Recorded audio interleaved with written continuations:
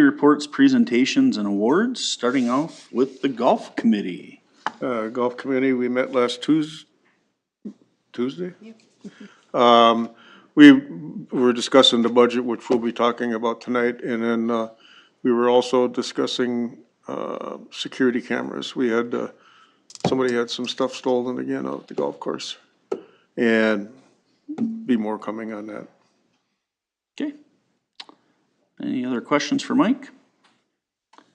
All right, we'll move on to Fire Board. Fire Board, we met just last night. Besides the usual, the paying the bills and payroll, we talked Corey Boyer, former city employee here. He gave a presentation on 4M funds, which when you or just different places where you can put your money. So as a city or as an entity, we would be limited. We of course can't go into. We made the joke about Bitcoin or anything high risk. You know, you don't. We're not here obviously to invest money. You know, we have services provided. So, but when you think about buying a fire truck and things like that, you do accumulate the cash coming into that. So you can put those in. You know, it's pretty legally regulated. But the 4M fund that's one of the options you can put the money into while you're waiting to if it's coming due to spend it. So we did have a presentation on that and something we considering there. I think that was kind of related to, we had a CD, which is one of the options that you can do, and so we have a CD coming up for renewal, so it was a good time to be discussing that. Marilyn is going to be stepping down as she's the treasurer secretary of the Fire Board. She's been on there for 33 years, and she's going to be stepping down later this year. And so we had initially, our initial discussions is we were going to take the secretary and the treasurer, we were going to split them into two different positions. And so originally, we were going to be talking about the treasurer's job description, and that was something we were going to be posting for. We are now, of course, going to have to look for a secretary too. So, so that we'll be posting for that shortly, but obviously we'll be revising that. If you only get one person, and it kind of depends on who applies for it. So if anybody is looking for a part-time position, the Fire Board will be looking for a secretary and a treasurer. So but thank you to Marilyn for 33 years of service to the Fire Board. And she's going to stick around. She's going to do the job in the meantime, and then she'll stick around until the replacement can come in. Then, of course, there can be the transfer of knowledge. So, and otherwise, we had let's see, the computer was delivered. It's going to be set up. So that's about all I got. All right, questions for Rick? And then EDA. EDA met a week ago yesterday. We received a purchase agreement on that property at Liberty and Highway 10. We suggested some edits to go back to them. And the housing study will be presented to us September 1st. That's about all I've got. All right, questions for Robin? All right, we will move on to number 7, board, committee, and consultant reports. First up, we have the Sand Hill Park site prep funding approval with Mr. Knutson. Good evening, Mayor and Council. In front of you tonight, I got a bit of a unique request, and it comes down to timing. With the town board acting last night to approve the 122nd road improvements that you guys passed on the 5th. We'll get underway with that. I'll work with the contractor. But Ruck Excavating was a low bid and won that. And I met with Tony on the project, and what we're looking to do, we hauled a bunch of excess material from the golf course ponds over there. And the lay of that parkland, there's 6.4 acres, and it kind of high side on the south and kind of slopes towards the road right now. So what we would like to do is, while he's out doing the work on the road, once he completes that, keep his dozer on site, blend all of that material, and reshape some of the lot. Take some of that high side hill, bring it towards the center, and level the area off, kind of creating ditch around the majority of that, so we get good drainage, and we don't have any water sitting or being pushed out to neighboring properties. 7,500 is the high side that I'm looking for. The reason I put it a little bit higher, just in case we need material, we're going to propose a pavilion for the site. And if we need some fill material brought in to elevate that up a little bit to get good drainage off of that, we'll have that. We would acquire the material, we'll haul it more than likely, but if there's a cost to that, we'll see. But I put it a little bit higher so I wouldn't exceed that. Where the money's coming from, I'm proposing to take it out of the CIP. Currently, in this year's CIP, we have $20,000 set aside for Carl E. Johnson irrigation and turf improvements or establishment. What we did, we proposed, Chris, if you remember the original budgets for our park operating, we're pulling all of that money. The only time we'll put irrigation in our CIP is if it's a new park, which this one is. I don't want to just pocket that money and use it for this, but I thought it was a good source for us to get out there while we've got a contractor on site. We don't have the mobilization costs again, so it's a good value for us to do that. Tony, when I walked through it with him, he thought it would be maybe a day's work for somebody out there. Jesse and I walked the site on Friday. It kind of gave him what's going to happen, and he's going to be working out there with the contractor to make sure that we're not doing too much work or having to do rework. Our public works guys, if you approve this, they'll do the final grade on that, and we'll work on seeding and look to try and do some sort of irrigation yet this fall as well. And then not to get over our skis, if you look farther down on the agenda, there's a donation in the consent agenda item from our friends at the Becker Lions. They've committed money to this park for a pavilion out there. So I'm working on numbers for that. I anticipate having that back to you on September 1st. So that's why this timing, like I said, it's a little bit unorthodox how we're asking this. Timing is really the driver. Park and Rec did discuss this earlier in the summer. Too many members weren't able to meet last night, so they weren't able to discuss it again. They were in favor on some of the site improvements that we were looking to make out there. So we were going to just get formal approval or recommendation last night from the park board. But there was early consensus that this is the direction they'd like to see it go. So with that, I would be looking for movement on this so we can get Ruck out there when he does the road project and get this park ready to roll. The dirt work you want to do out there, is that going to pretty much level off the, because I think if you're going to level it off, you might end up having to bring some stuff in. The only thing that's going to stay exactly as it is the parking lot, as far as the grade and the sliding hill. But if you look on the south side to the road side of the sliding hill, there's a high berm there. We're going to pull about 2 feet of that off, bring it towards the center, and blend it in with the stuff that's on the north side right now, and look to blend that in. It's a heavier clay and some organics in there. We're hoping that we have enough, or we'll top dress it with some compost as Yeah, well. I'm thinking it's, just from what I remember seeing it, you might have to bring some stuff in. Yep.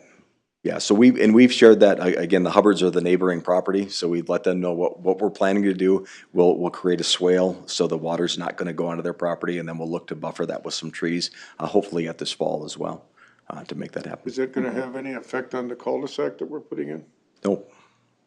Nope, we've moved that material right now. What I wanted to do, where we stockpiled that material, so our staff went out there with a front end loader and we moved that material closer to the center of the park.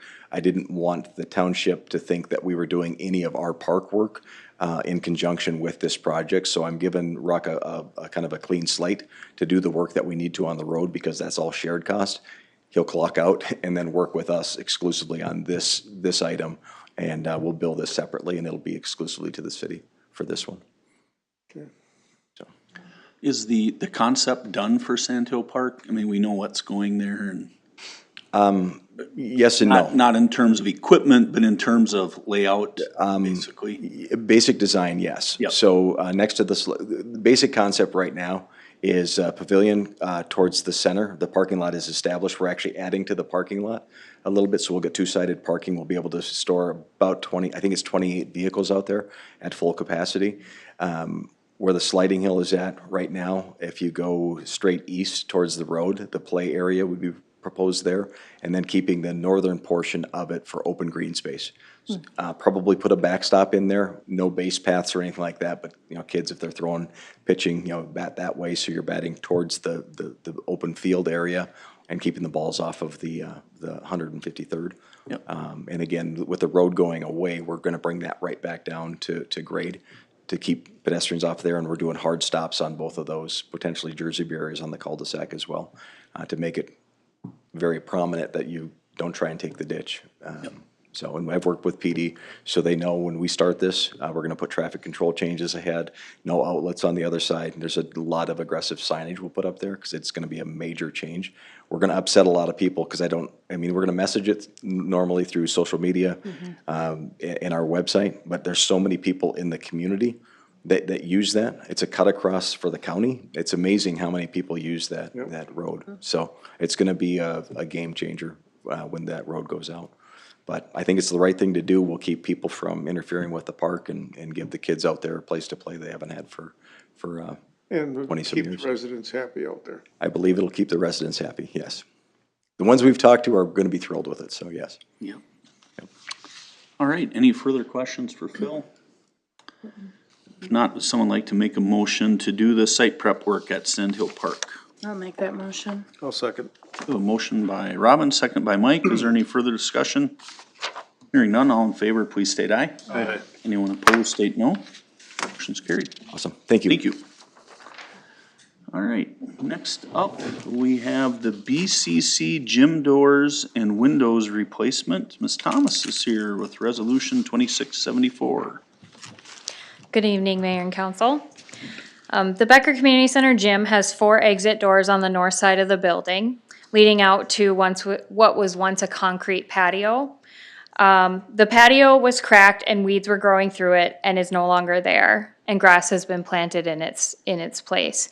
These doors were originally placed there with the thought process of hosting weddings in our gym space, and then using that as another extension of the wedding space for decoration and being able to go in and out through those 4 doors.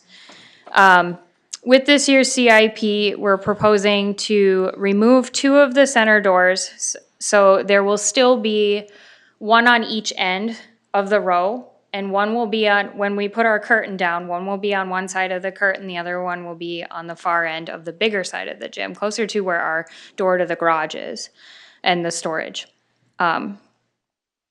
So there's also leaking windows on those windows, and the idea with this is that we would replace those with, replace the doors with new windows and replace the leaking windows in those sections.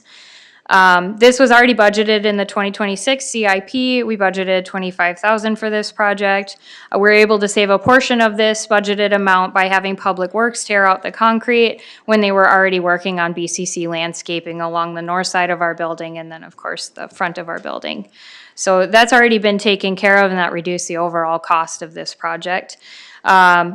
We got 3 bids, and we're opting to go with Heartland Glass to do the doors and windows, and the cost would be $8,227.78.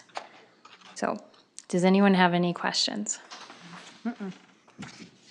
Obviously, you've taken out 2 doors, we're still good with fire code, I'm assuming. Correct, I was anticipating that. Yes, we are. Any other questions? No. I think something you had noted there, we haven't had a wedding there in many years. Many years. So it's not a, look good on paper, but Correct, we don't have, I don't know of the last time we've had a wedding there. We've had some large events, but not weddings. Nothing that uses that patio. Most weddings- 1994, there was Most weddings have alcohol. We had alcohol at my wedding in 94 there. you got married at the community center? We did, absolutely. Well, we had a reception there, so. So that was the last Guess one apparently. nobody could live up to It was the probably the awesomeness of last that night. Shut it down, I apologize to everybody. That was, First and the last. We had a class reunion there once. there you go. There was one there in about 2006, I remember. That's about when we had ours. Well, I think those windows have been leaking since about 94, if I remember right, Yeah. so this is probably a good project. Any other questions for Brandy? Are we replacing all the windows or just the leaky ones? Just those 2 in the center and the leaky ones. Yep. So if we don't have any more questions, I'd request a motion and a second for approval of Resolution 2674 to convert the BCC gym to BCC gym doors and replace leaking windows. I have one more question. Did they look at the rest of the windows? The rest of the windows in the space? Yeah. Yes, and so we're going with the two middle ones because one fire code and two, those are the ones that primarily are leaking. But there's no need to replace the other ones yet? Not to my knowledge. Okay. All right, any further questions? If not, would someone like to make a motion on resolution 2674? I'll make that motion. I'll second. A motion by Rick, second by Mike. Any further discussion? Hearing none, all in favor, please state aye. Aye. Anyone opposed, state no. Motion carried. Thank you. All right. Floor looks awesome, by the way. In the community center, if you haven't been there to see the floor, I'm like in shock at how much nicer it looks in there just with that, so that project's going super well. All right, moving on to administrator and staff reports. We have the Northland Securities TIF Assistance Professional Services Agreement. Mr. LaRue. Mayor Cobanger, City Council members, the city received a application for tax increment financing for the project adjacent to Luann. You may recall we received one previously from another developer for this project. That lead developer has stepped aside, and the sub-developer for that prior project is now assuming overall responsibility for the project, and the scope of the project has changed. So with this one, the request is for 3 apartment buildings. The plan is to develop 3 apartment buildings, 1 potentially in the future. And then the area to the south, which was originally single family, still may be single family, but it's not determined yet.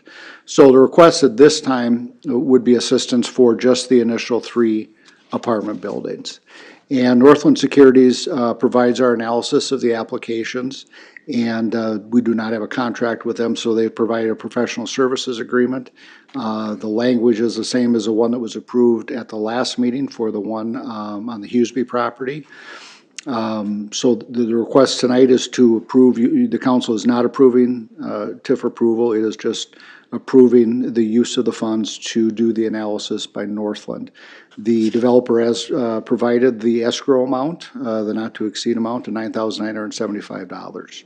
And so I'll be happy to answer any questions you have. All right, any questions for Greg on this TIF professional services agreement? No. Anybody like to make a motion on resolution 2673? I'll make a motion on resolution 2673 to approve the professional services agreement with Northland Securities for the TIF analysis assistance. I'll second. We have a motion by Rick, second by Becky. Is there any further discussion? Hearing none, all in favor, please state aye. Aye. Anyone opposed, state no. That motion carries. And we're moving right along to an RFP for legal services. Mayor Cobanger and City Council members received a letter late last week from Scott Lepak, who has been the lead city attorney for a number of years, announcing that he is retiring at the end of the year. They've also had some internal changes at the firm, and so the firm itself has made the decision to exit the public service market. So we will need to find a new firm to do that. I had a couple of copies requested from the League of RFPs that were used to solicit legal services.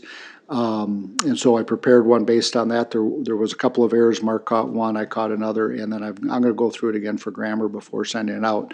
But the RFP will solicit services beginning January 1 of 27. If the council approves the RFP tonight, we will get it posted tomorrow on the city site, and the league site is also a popular place to do these. I don't know that we'll do any direct solicitations, but we'll decide that tomorrow. And then the hiring process or the review process will go through September. I anticipate that we would, the deadline is September 21st to receive the RFPs.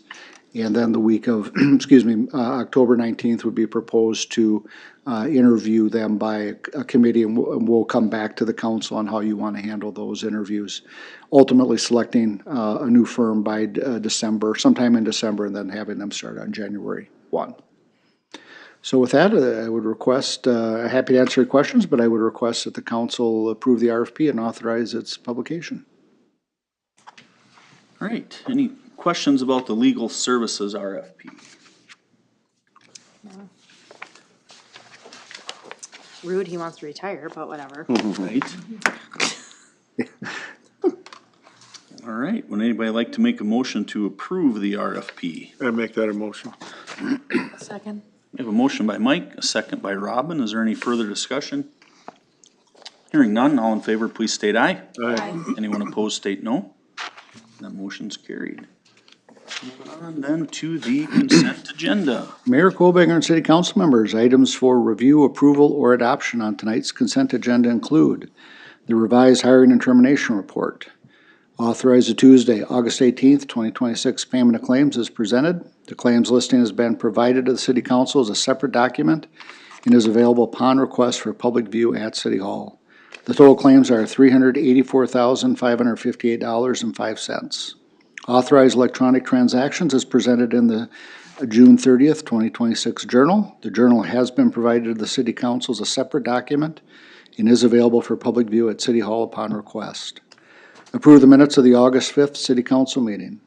Approve temporary liquor licenses for the Becker Lions Club for events on September 26th at the American Legion and for the Fall Fest on October 24th at the Sherburne County History Center. Adopt Resolution 26-75, accepting a $3,500 donation from the Becker Lions Club for Sand Hill Park. And I'll be happy to answer any questions. Right, is there any questions on the consent agenda? If not, would someone like the motion to approve the consent agenda? A motion to approve the consent agenda as presented. I'll second. We have a motion by Rick, a second by Becky. Is there any further discussion? Hearing none, all in favor, please state aye. Aye. Anyone opposed, state no. And that motion's carried. Anybody have anything else to come before council? Just wanted to give a quick reminder that Thursday night we have the local government roundtable. It'll be 5 o'clock here at City Hall. Phil and his crew have done a really good job in constant communication with the school and the county. So Thursday night we'll just firm up a timeline. I know a lot of people are asking what's gonna go on with the start of school. We have a really good timeline for transportation wise. We have a good timeline, and really, Thursday we'll finalize it, but for the most part, it should not affect the location of anybody's pickups for the buses. It'll just, people are gonna have to be flexible. It might take 5 or 10 minutes longer, but, the construction crew has done a really good job of giving people access.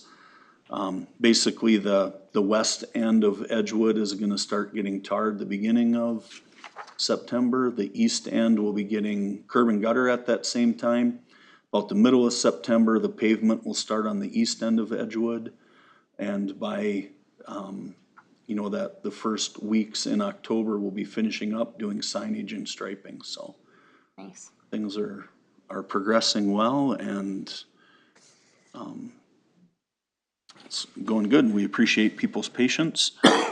And, I drive it every day and the crews working over there have done a good job keeping things open the best they can. We didn't haul gravel onto the spots that were sand because all you're doing is wasting that gravel when you're gonna be tarring in the future. So we did shut it down for a while because people were driving around the signs and getting stuck. But we're doing things in the most cost-effective manner, so we appreciate people's patience. And the plan will be after Thursday night, finalizing it, county, city, and school district. We will put out a press release and some social media posts, so people have an idea what's happening here for the next 4 to 6 weeks. Alrighty.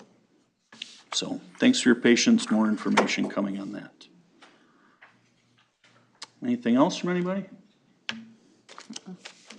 Not, we would entertain a motion to adjourn. Motion to close. Motion to adjourn, sorry. Second. Motion by Rick, second by Robin. All in favor of adjourning, please state aye. Aye. Anyone opposed, state no. Meeting's adjourned at 5:25. And we'll take a couple minutes to get ready, and then we'll move into the budget executive session.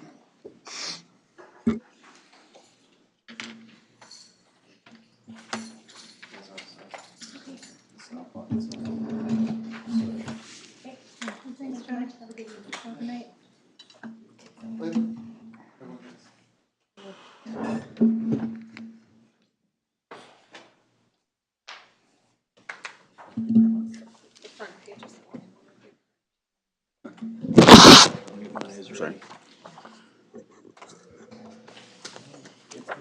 Thank you. Oh, that's a lot of pages. Yeah, it's too many. Heavy? You sure know how to ruin an evening, don't you? Should've started with this one. I have a bad shoulder, it's hard to lift. Yeah, team left. Sorry, Greg. He does. Oh, I'm freezing. Put your jacket on. I'm always freezing. That's why I carry a jacket everywhere I go. Thank you. You didn't notice my haircut? I like your haircut, it's really cute. Too bad. You did not get a haircut.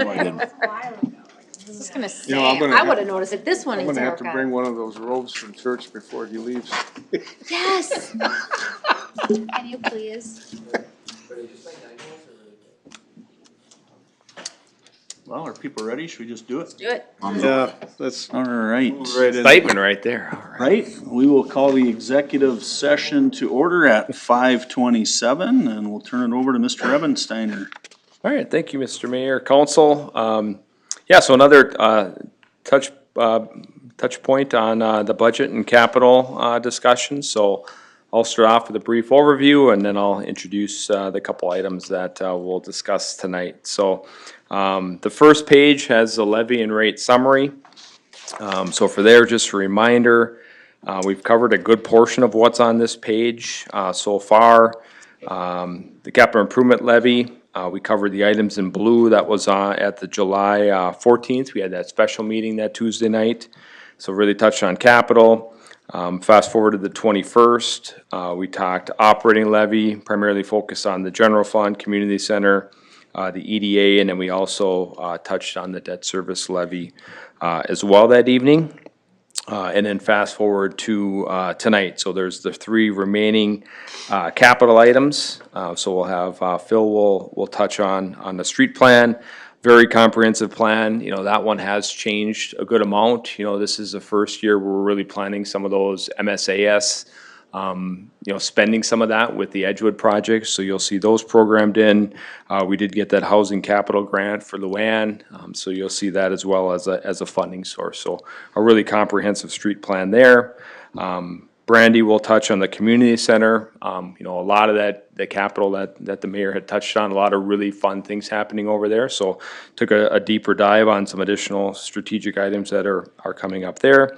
And then Josh will also touch on the golf capital. A lot of neat stuff going on over there. You'll see a new strategy on the kind of the lease to own.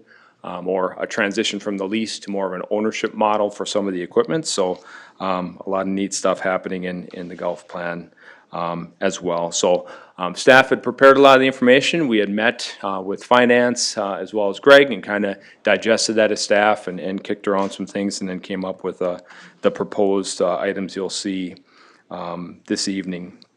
Golf operations did roll over into this. We were planning on a previous meeting, but just had some additional time with some of the changes with the lease to the transition to the equipment piece. So some additional time to really look into that. Just a reminder on the assumption side, on the operation side, we did program in a 3% wage increase. That'll be included in the golf operations numbers, as well as a 15% healthcare increase programmed in to there. So some of those base assumptions that we normally touch on with some of our operating discussions. So really, you'll see on the summary, for the capital plans, you know, they are a long-term plan. You'll see the next 3 years, 27 through 29, kind of surrounded with some brackets. So as much as we plan for the future, we really try to narrow in on those, you know, upcoming 3 years on what's definitive and a little more planned, and try to refine some of those numbers. And that's about it. That's kind of setting the table for the overview. Ask questions as we go through. We can pause and try to answer as much as possible. So with that, I will turn it over to Phil to start off with streets.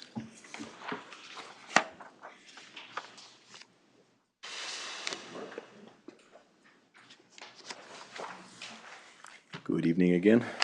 Streets gives us the opportunity to follow the bouncing ball because it gets kind of complicated. Obviously, we got a lot of streets, and it's probably one of our biggest CIP items.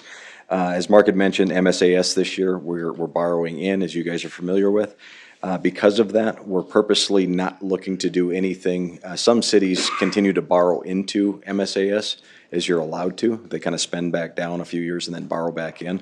We're going to try and push out. First Street will likely be our next project that we would do MSAS, but that's because we did the microsurfacing. We pushed that out probably at least 3 years, maybe longer. So we get a few years of payback into the MSAS system and then look to see where we're at. Knowing Edgewood was going to be our biggest one, we may not look to do a project that big. Finance, we've kind of kicked around, do we try and target what our annual spend is and just get in line and do that size project every year with some of our own levied street projects? So we'll work those details out as we get to that passing. But as they've said, going into this thing, we've done a lot of work, just to give you a background on the streets. So every year, we go out, primarily Chris and now Jesse, they'll drive all the streets and they'll assess all the streets. They use the grading system that MnDOT puts forth, and we grade all of our streets. So we look at that, we identify them, what's good, bad, ugly, and different. The good thing is, we don't have a lot of streets that are in any form of disrepair. They need attention, but we don't have massive potholes, we don't have massive failure or anything like that. So because of the bonding that was done several years ago, it gave us a catalyst to jump up, and we really were able to get in front of this thing. So we're pretty proud of what we've done, because we've done a lot of massive work with your support. We've spent some money on this thing as well. But this year and next year, it gets a little bit complicated because of the other funding sources coming in. Lori, thank you. She tracks this stuff and understands this forward and backward, where it's coming from and what's happening, because we've got the grant on Luann. We're also going to have some infrastructure there with that cost because of the water and sewer extensions that are going into that. And we also have some matching funds potentially from future improvements. So there's a lot of different funding sources you'll see on page 3. What we've done, I'll just start top of the first page in 2027, what we're proposing to do. 3rd Street. It's time for us to do 3rd Street from Hancock up to Brenda Boulevard. Has not been done. A portion of that up to Gardner Street is a urban section with curb and gutter and storm. We are not proposing to do curb and gutter and storm from Gardner Street to Brenda, because I don't have any place to put the storm water. So we're going to keep it a rural section. We'll improve it, but it's going to remain as it sits right now.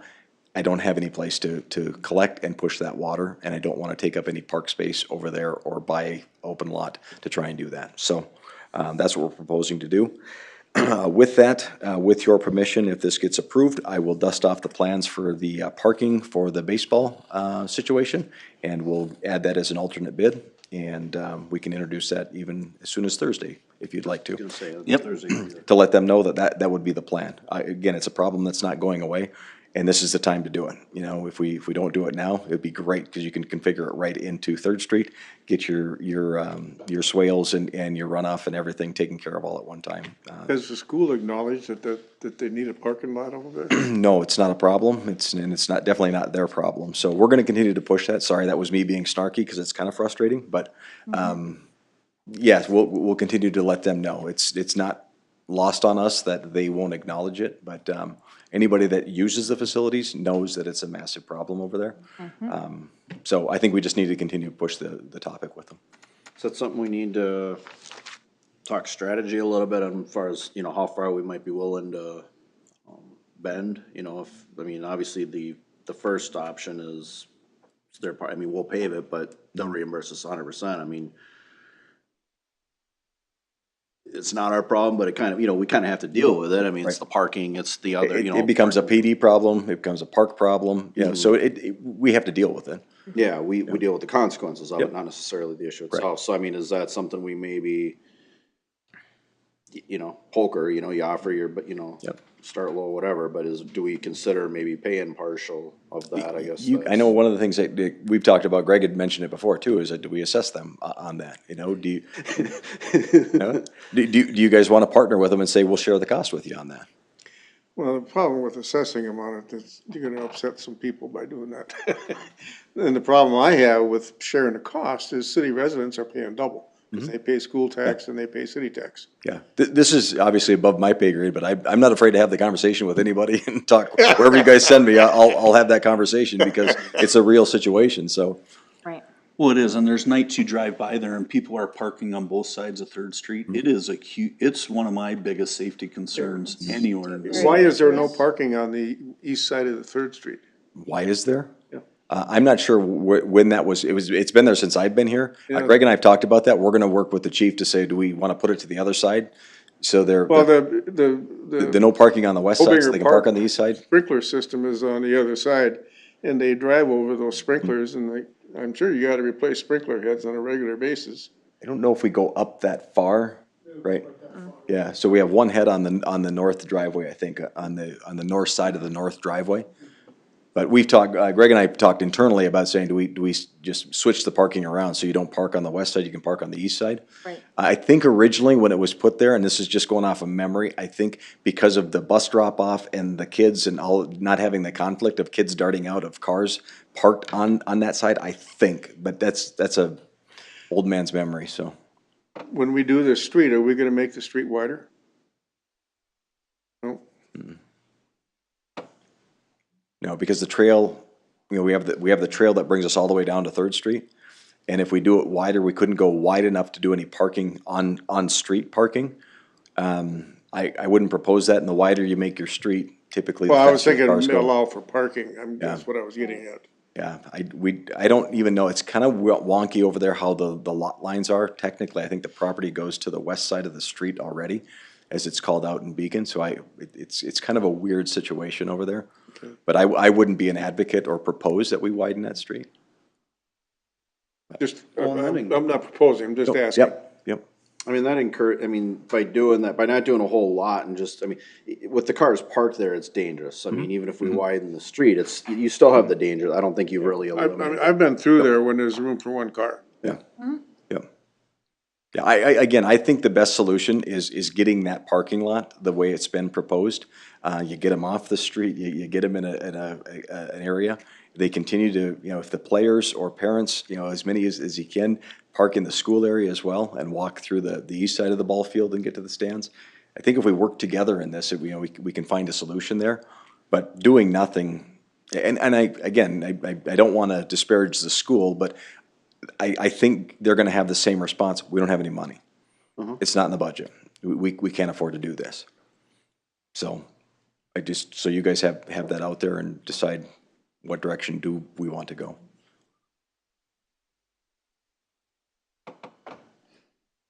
Definitely a good topic for Thursday, Yeah. because I think at a bare minimum, enforcement needs to be hammered over there, because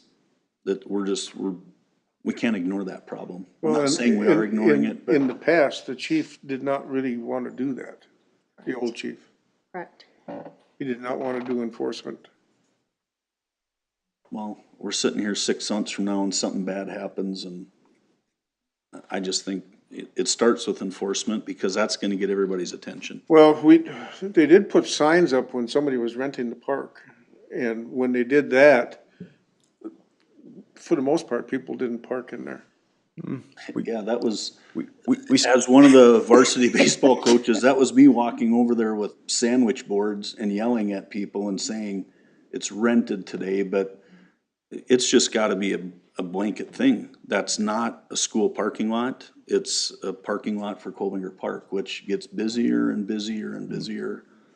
And parking on that street is just a really bad idea. Especially with the pickleball and the stuff that'll be, that's coming, it's just gonna get Right. busier and busier, Right. so.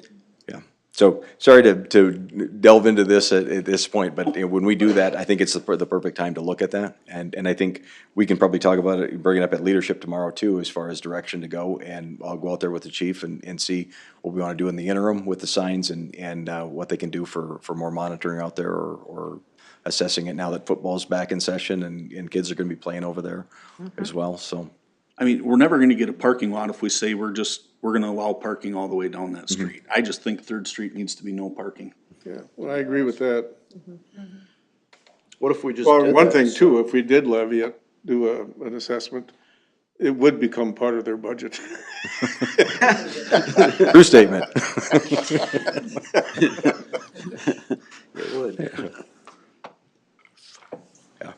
All right. And just one thing to maybe talk with that about as well is, the school does use the BAC a lot. There's been, conversations honestly since I was an administrator, so it's been over 10 years, about getting everybody on the same page on how all that's gonna work. So maybe this is one piece of a larger picture we need to look at in terms of usage of fields, shared responsibility. I think we've done a good job on Third Street because we looked at traffic. We had a traffic study group last year that studied that area. The school did make some tweaks to how they're gonna bring people into the primary and intermediate school.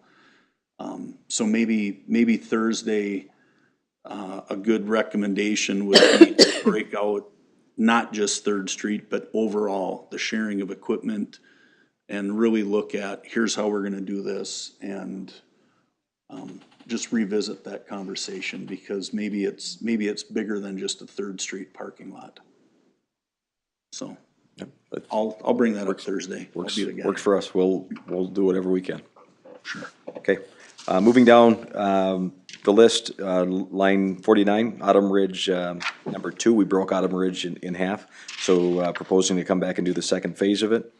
There are a couple of potholes developing out there, so we recognize that, as well as some catch basins out there. Some of the catch basins are really wonky and starting to fail, so we'll have to take a look at those. Some of them, it was almost like the catch basins were built for a 36-foot road surface, and we built 34, or 34 and we built 32, because they're offset. It's really weird. Not all of them, but several of them. So it's time to really address that one.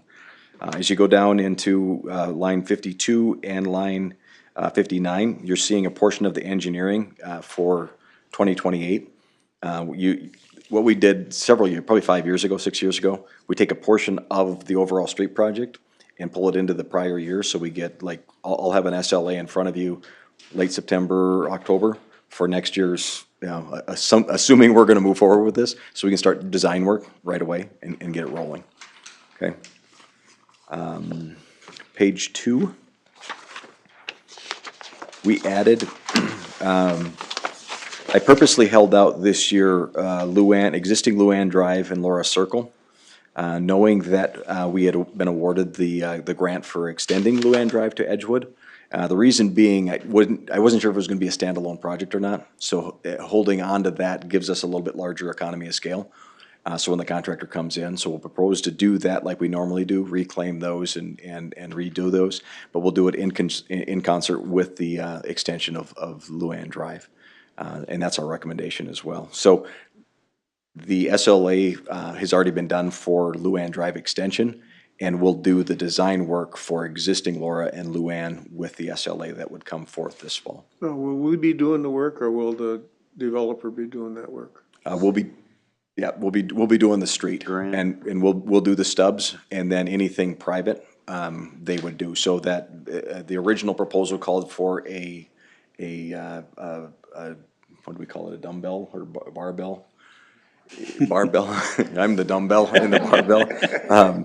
But they would do that work with the development, if that holds to what they were doing, and then we would just accept that like we did with Avalon, or like we're doing on Fossum.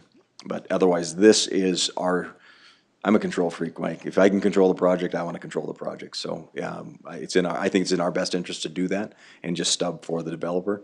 And then we we don't have to accept somebody else's work. We're seeing it, we're doing it, and Yeah. it's to our standards for sure, so.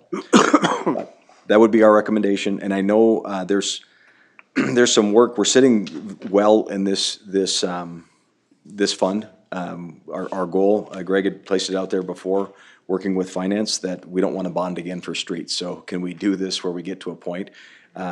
We're within probably 2 years of saying we're really comfortable with what we've done and now maintaining and slowing down maybe some of that spend. So we're in a great position with what we've got going. So I feel very comfortable with that, and we'll continue to work with finance on all of the numbers here, because you're putting a good chunk of change in there. But I think we're being pretty good stewards with the funds as well, so. And that was all by design too, with, knowing the Sherco's going away at the second half, and we front-loaded the 2020s with that, so this is all. Yeah, so it's, you had a good plan, and we're executing the plan. So the dumbbell hasn't screwed it up yet, so I appreciate you guys supporting what we're doing, so.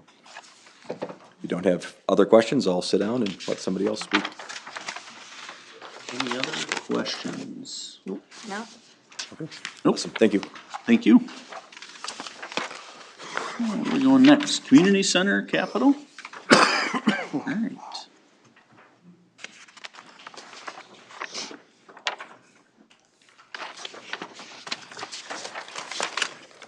All right, we have some exciting changes. It went even smaller. Jeez. I'll take more if you'll give me more. Oh, he meant the four. The font? I thought you meant the dollar. Hey, well played. Saw the opening, you went for it. I was actually gonna ask you to hold this up so I could read it, because Went from 4-point to 3-point here. Mackerel. So right off the bat, we'll start with 2027, line 17. And so for 27, 28, and 29, that was a 3-year, 3 phases of a roofing project totaling $600,000. We broke that down into sections based on the contractor's recommendations. First year of it in 2027 is the largest section and the most needed and most expensive. So you'll see a little bit higher on that one than you would, for example, in 2029, which is the smallest sections and the cheapest. Each year, we're doing 2 zones for the roofing. So 2027 would be Zone 2, which is the large majority, or not the large majority, but the largest portion of the roof. So that's why it's more expensive. Next, on line 20, you'll see $12,000 for cardio equipment updates. The plan is to do required maintenance on the treadmills to extend the life, and then we're gonna add 2 bikes to our fitness fleet. Our group fitness classes max out almost every time with wait lists. That's a point of contention for some of our members. So it'd be nice to get a couple more bikes in that fleet and be able to accommodate those wait lists. We also moved some stuff around in our storage. Now we can fit 2 more bikes in our storage. So it'd be a good time to purchase those. Do we own the treadmills? I thought we leased them and they come out and service them and. We have them serviced, but we own them. The last time we bought our treadmills was in 2019. Yeah, we paid for them. Yep. And they were, at that point, $6,800 a treadmill, and that was in 2019. So you can imagine they're quite a bit more expensive now. So with that $12,000 item, that won't get us very far with treadmills, but it will get us all the maintenance that we need to do on them. We did recently have GymWorks come out and do an inspection on all of our equipment, and they gave us a few recommendations on our treadmills to extend the life another couple years. So you'll see in upcoming years, though, we do have $15,000 budgeted annually to update those pieces of equipment. So the plan would be to phase in updated cardio equipment with that fund. The next line, you'll see line 22. We have the building maintenance and improvements. There's $60,000 in there. The plan for 2027 would be that we update our bathroom and locker room stalls, those stainless steel stalls you see for the actual bathroom stalls. And then there's a set of them in each locker room as well. Not the shower ones, but the older stainless steel ones. They're rusting. They look really icky. They're hard to keep clean. So we'd like to replace those. The other thing that we're looking into with these funds is to, many community centers and schools with locker rooms are navigating cultural shifts in terms of personal identity and locker room, with locker room usage. The BCC has had a few minor interactions that has prompted us to be proactive on this topic. So we're looking into adding changing room spaces using stalls in both the men's and women's locker rooms. So that would cover that as well. And then on the end of 2027, you'll see $15,000. That will go towards updating and converting the arcade space into more of a teen lounge space. The reason we're looking at that, we've been having conversations since I've been here about how we can utilize that space. Obviously, the arcade was a nice low-cost option for us to put something in there that could be used by the community, and then also be very easy to move on from if we choose any other options. I am finding that space is heavily used by teens. It's just not used as an arcade. It's used as a hangout space, which I think is valuable. The arcade games, the revenue we get from the arcade games is minimal. It's mostly birthday parties that use it when it's used for actual games. But we often see teens in there setting up Dungeons and Dragons games, or doing their homework, or just hanging out after school. If anything, we've seen some, I don't want to say vandalism, that feels like an extreme word, but misuse of the arcade games, so it may be a good option to get rid of those as well. So what I'd like to do with that space is convert it to a teen lounge space, emphasizing some of the ways that teens are already using it to do their homework, to play games, to hang out after school. Some of them just use it to store their stuff while they go work out. But it's a great space for teens to be rather than sitting in our lobby yelling at each other from couches. That's a space for them. And 33% of our users are under the age of 18. So I think it's valuable to use a space like this for them and not eliminate the one teen space we currently have. So we'll just emphasize that even more. Are we under any contract with the arcade? We just Yep. let that expire then? Is that the? Yep, so that'll expire in February, so this project wouldn't be able to start until after that expires. I have it on my calendar to cancel that at the end of this year. If you switch the games out with different games, would they be used more? We do switch the games out. Josh even has been in tune with what like his kids and other kids that age want, and the arcade company's really good about switching them out, and even like the prizes inside the games. I honestly think it's in part because of cost. Just not a lot of teens have the funds to go and spend money on it. I mean, Josh, what were you saying? It's $40 every time you go and play, and so. What? Yeah, his kids. Oh, for you to bring out your kids, yeah. Just Josh. It's $20 to $40 if I bring my boys there for a half hour. And I Yeah. think that's kind of missing the point on the usage of it. We need the space for the teens, but it's so monetary taxing to the users that it doesn't get used in the way that we would initially look to have it incorporated. I would also look to use that space for programming too. With Donnie's position now being a full-time position, I think it's a great use of her time too to do some impromptu programming in that space, whether it be a self-led activity that we put in that space and create like a calendar of all the events that we have going on in there for teens to access. I say teens, but really it's generally middle school, young teens. They're not quite old enough to work out in the fitness centers, but they need a place to go. So preteens and young teens. But, so just a different use of that space. The large majority of that budget would be for updating furniture, but otherwise, I was thinking modular seating, and then, like you might see on a college campus, some cool lounge furniture, and then a couple TVs with some vintage arcade consoles on them with like Pac-Man and stuff. So. Pong. So you want the old folks to come and play, huh? Yeah. I'm vintage, when it comes to that stuff. I actually contemplated what word I should use for that, and vintage just came out, so I like sorry. I like that. I think classic was the original word. If you don't know what an Atari is, you're too young. That's all I'm saying. On 2028, you'll see the first line is that $10,000 for the BCC signage. The plan with that would be to model one similar to what Pebble Creek has. Public Works actually built that one. So our marquee on our sign is no longer working. As you can see, we've covered it with the library sign. So this new sign would move to incorporate the library as well into it. So, and then we'd be matching similar to what you see at City Park and Pebble Creek. Pool and spa boilers need to be replaced due to end of life. Microsurfacing of the parking lot. $15,000 for equipment again. Public Works truck would be a purchase of an old one from the Public Works Department to replace the BCC van that we had.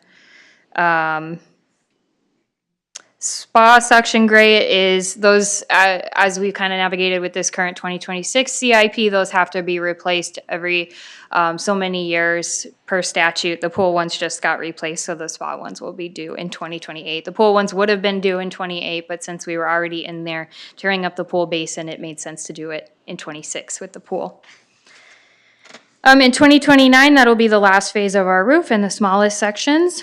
Again, cardio equipment for that $15,000. The $18,000, it's actually, right now it's under pool heat exchanger, but it should be under spa heat exchanger. The pool heat exchanger was done this year as part of the CIP project, so that will go just one more line down onto spa heat exchanger. That'll get updated. Under spa. Yeah, it is. Oh, it is under spa? Under white, oh, okay, well Oh, that then. really, really thin line over. Yeah, it's too small. So perfect. So that is where it's supposed to be. The pool heat exchanger was done this year, so we had taken that one off, and then the spa one will still need to be done. And then the big exciting one for 2029 would be the water slide replacement. We did get a bid last time we refurbished it, which was in 2019, and that $350,000 includes quite the escalator from the original bid. We are working with Fisher Brothers right now because they just did some repairs on our water side with our 2026 CIP, and we will have a more updated number, but that should be fairly close to what we're looking at. So that'll be the big part of 2029, and that'll include a total structural, everything gone with the water side, everything replaced, footings and all. So, any questions? Questions for Randy? No, thank you very much. Okay, cool. Thank you. Now we're moving on to golf operation and capital. Ooh, we got charts. Mr. Mayor, members of council, golf committee, the last one. I have the privilege of doing this on my 8th anniversary as of today. I've been with the city for 8 years, so had a chance to work with a lot of you for many of those years and always appreciate the support. Been able to accomplish a lot of good things, not only at Pebble Creek, but throughout the city, and really enjoyed this run. Not typically do we present operations and CIP on the same night for the golf course, but it made a lot of sense this year, so thanks for indulging us on this. As it's really intricate to both the operational budget and the CIP, I'm gonna begin with kind of talking about what Mark alluded to, the maintenance package, the lease versus buy opportunity that we're looking at right now. So I want to kind of talk through that because it does impact both, and having an understanding of kind of where it is will make the process of going through both the CIP and the operations budget a little bit more streamlined. So our current lease package for the equipment lease on the golf course, and this is really a product of a lot of great work that Jason has put in on this. So if you've had a chance to kind of preview the packet yesterday or today, there's a really good year-by-year narrative specific to the equipment lease. And I'm gonna start there. So our current leased equipment that comes off lease at the end of this year was $76,000 annually, and always lived in our operations budget. Like for like equipment, if we turned that all over into the newest versions of the same exact equipment, that $76,000 becomes $120,000. So you don't get opportunities very often like this, and I think Mike would, as he's mentioned it in golf committee, in the totality of Pebble Creek in the 38, 39 years, we've typically owned our equipment. The lease package is probably the outlier in the grand scope of things. So there's different reasons why it was transitioned from owned equipment to leased during previous administrations and when the golf course wasn't doing as well. But looking at where we are right now, we're really proud of this plan because we think it's both financially responsible. So for instance, on this sheet, only the items in green are the leased equipment. So what we're proposing is basically taking that 120,000 that could have been used just for a renewed lease of select equipment, but flattening out that budget ongoing, but also incorporating all the other equipment that we own, the tractors, the pull behinds that aren't on the lease, but we still need to address. It's intricate to our operation. It allows us to introduce autonomous mowers, which we've got a really good plan. Jason and I are actually doing a demo on Thursday with some units. So those have a lot of really strong ROI where we can, have labor savings with these equipments. So instead of just rolling that 120 into the select equipment, we're using that spend, but also incorporating all the other elements of our maintenance equipment and autonomous at that same expense. So it's going to have a lot of benefits, but really that is probably the major factor that you'll see in the operations and CIP reflecting that. Golf committee, we've talked about this a little bit. This is always very casual. It's a good opportunity for you guys to ask any questions about our operations as I'm kind of going through this. So feel free to, or stop me along the way. But are there any questions specifically to the lease versus buy scenario that we kind of presented? So starting next year, then you want to shift from leasing to buying, so golf carts included? Not golf carts, except for like the heavy duty utility, that would be part of the plan, like that the maintenance navigate the golf course with pulling equipment or, weed whipping, things like that, but not the golf cart fleet. Okay, so the golf carts would stay. Yeah, we're under lease for that for I think 3 or 4 more years. So this is just specific to maintenance. Okay, so mowers and that type of. Yep, yeah, mowers, tractors, autonomous, the grinders that sharpen the reels. It's really a holistic, fertilizer spreaders, Ventrax, tractors, all these, everything that we either own or need to operate. And really the only additional new introductions to that fleet package is autonomous. Well, if you see one of them autonomous mowers running up Abbey and just kind of mowing my grass real quick and coming back, maybe I hacked it. So one of the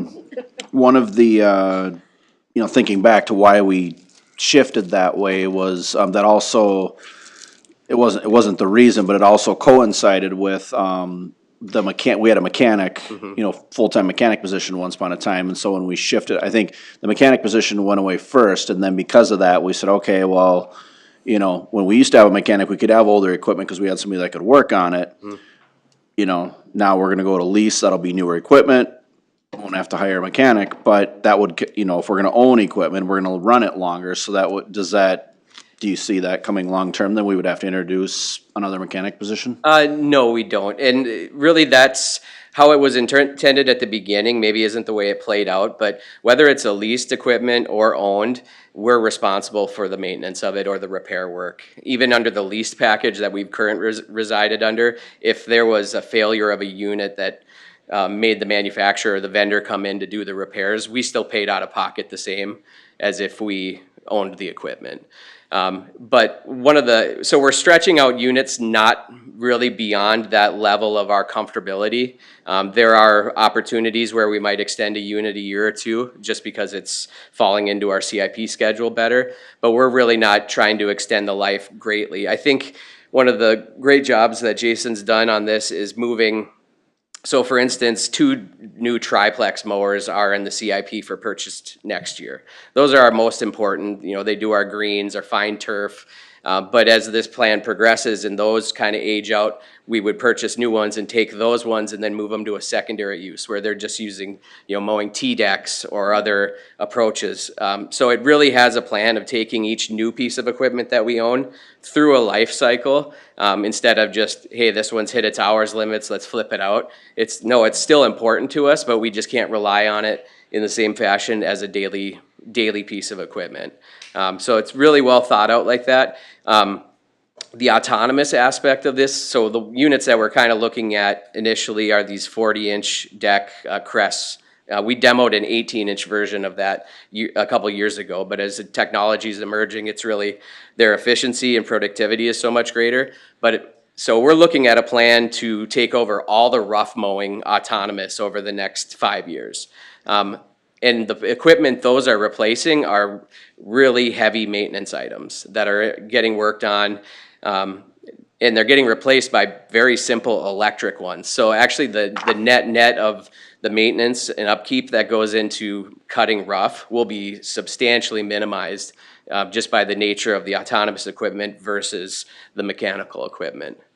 So it's something we're very comfortable with. We've talked with, Jason Henderson, who does all the mechanical work, and I think he's pretty excited by this plan. It's addressing the immediate needs, but anytime you can take a rough mower and replace it with basically an electric robot with just really fast spinning blades, the maintenance drops substantially as far as the repair work and upkeep needed on those units. But very good question. We wouldn't be looking at adding a mechanic at this point per the necessity of this plan.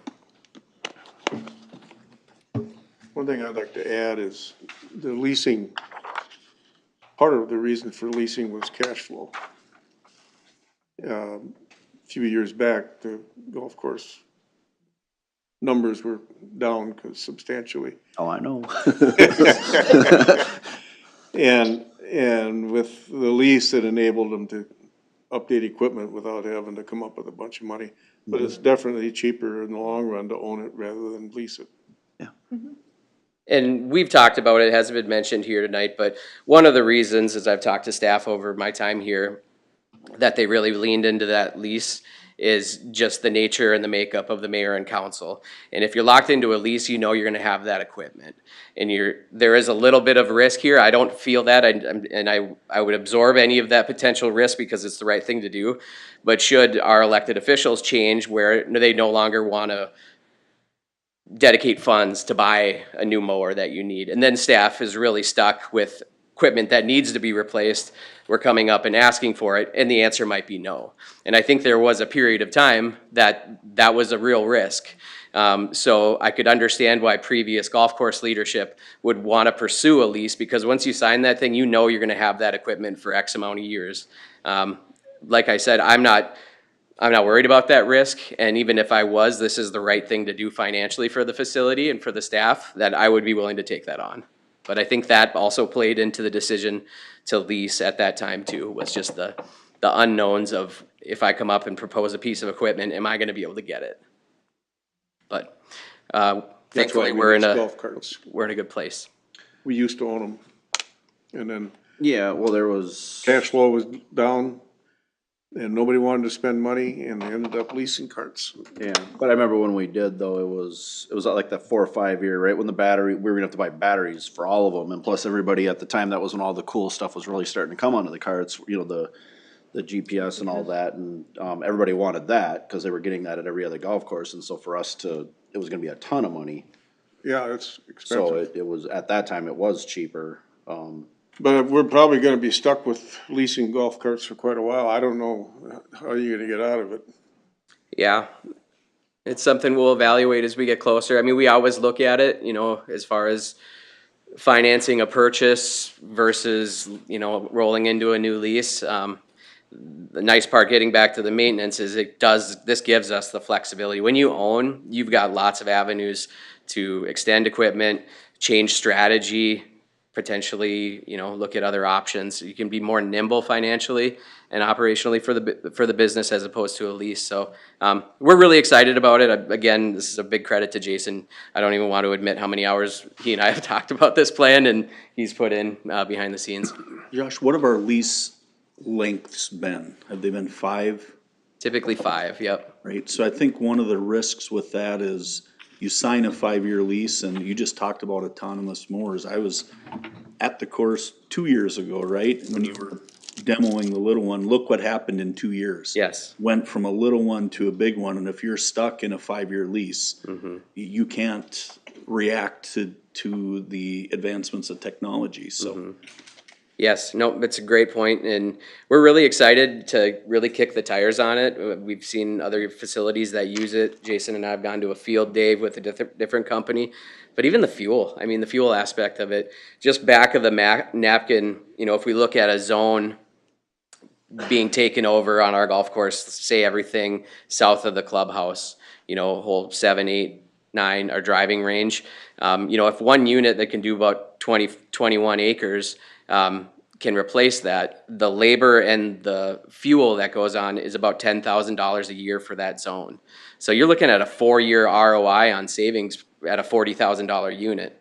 Now, there'll be some efficiencies gained as it gets scaled out over the total facility and some other things. And, you know, we'll probably deal with some GPS mapping quirks and still have some rough mowing to do with different units on slopes and things like that. But, you know, there are many opportunities in our line of work where we can make an investment in something that is gonna pay itself off in 4 or 5 years.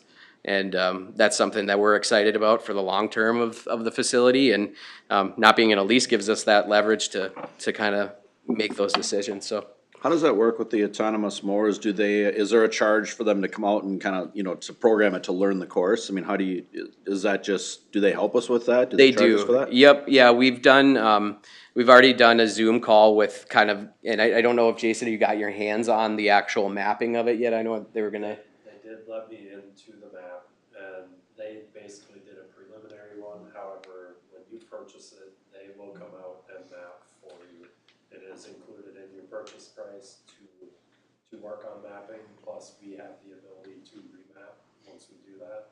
And as Josh and I have talked about, the most valuable thing you can do is spend time on that map, because there's areas that may only need to be mowed once a week and some that might need 3 times a week.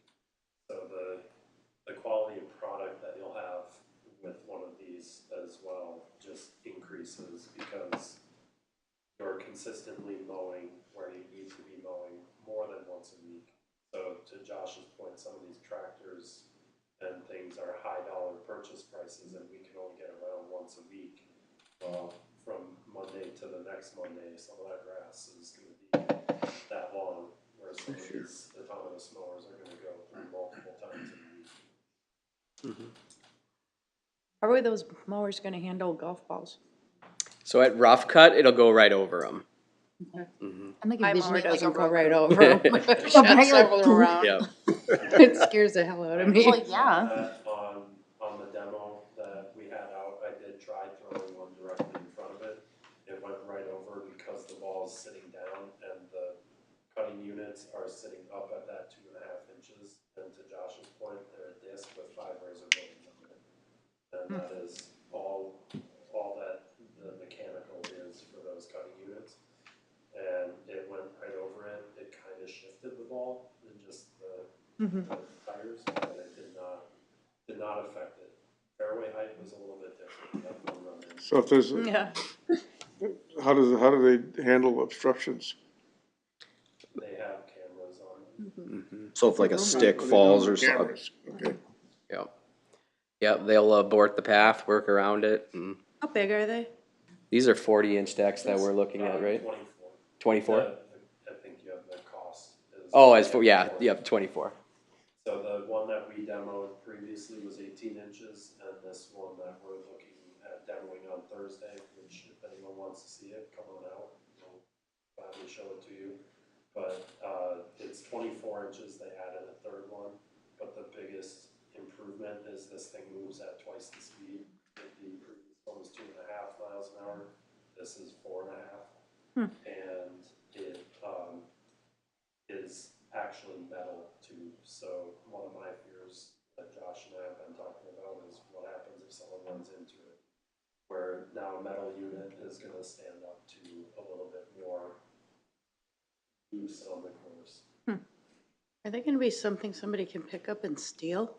As soon as it gets lifted up, it alerts the app and shuts down. So it just locks the machine, so it cannot be taken off-site, and that GPS is still active, so you could follow it to wherever it's taken. To Rick's house. Yeah. Yeah. Be programmed into it. You're gonna hack it. You're gonna hack that system. Yep, I am. Do you house them inside at night or do they run all night? They wouldn't run 24/7. Okay. That's crazy. So I should tell Aaron he's probably out of a summer job then?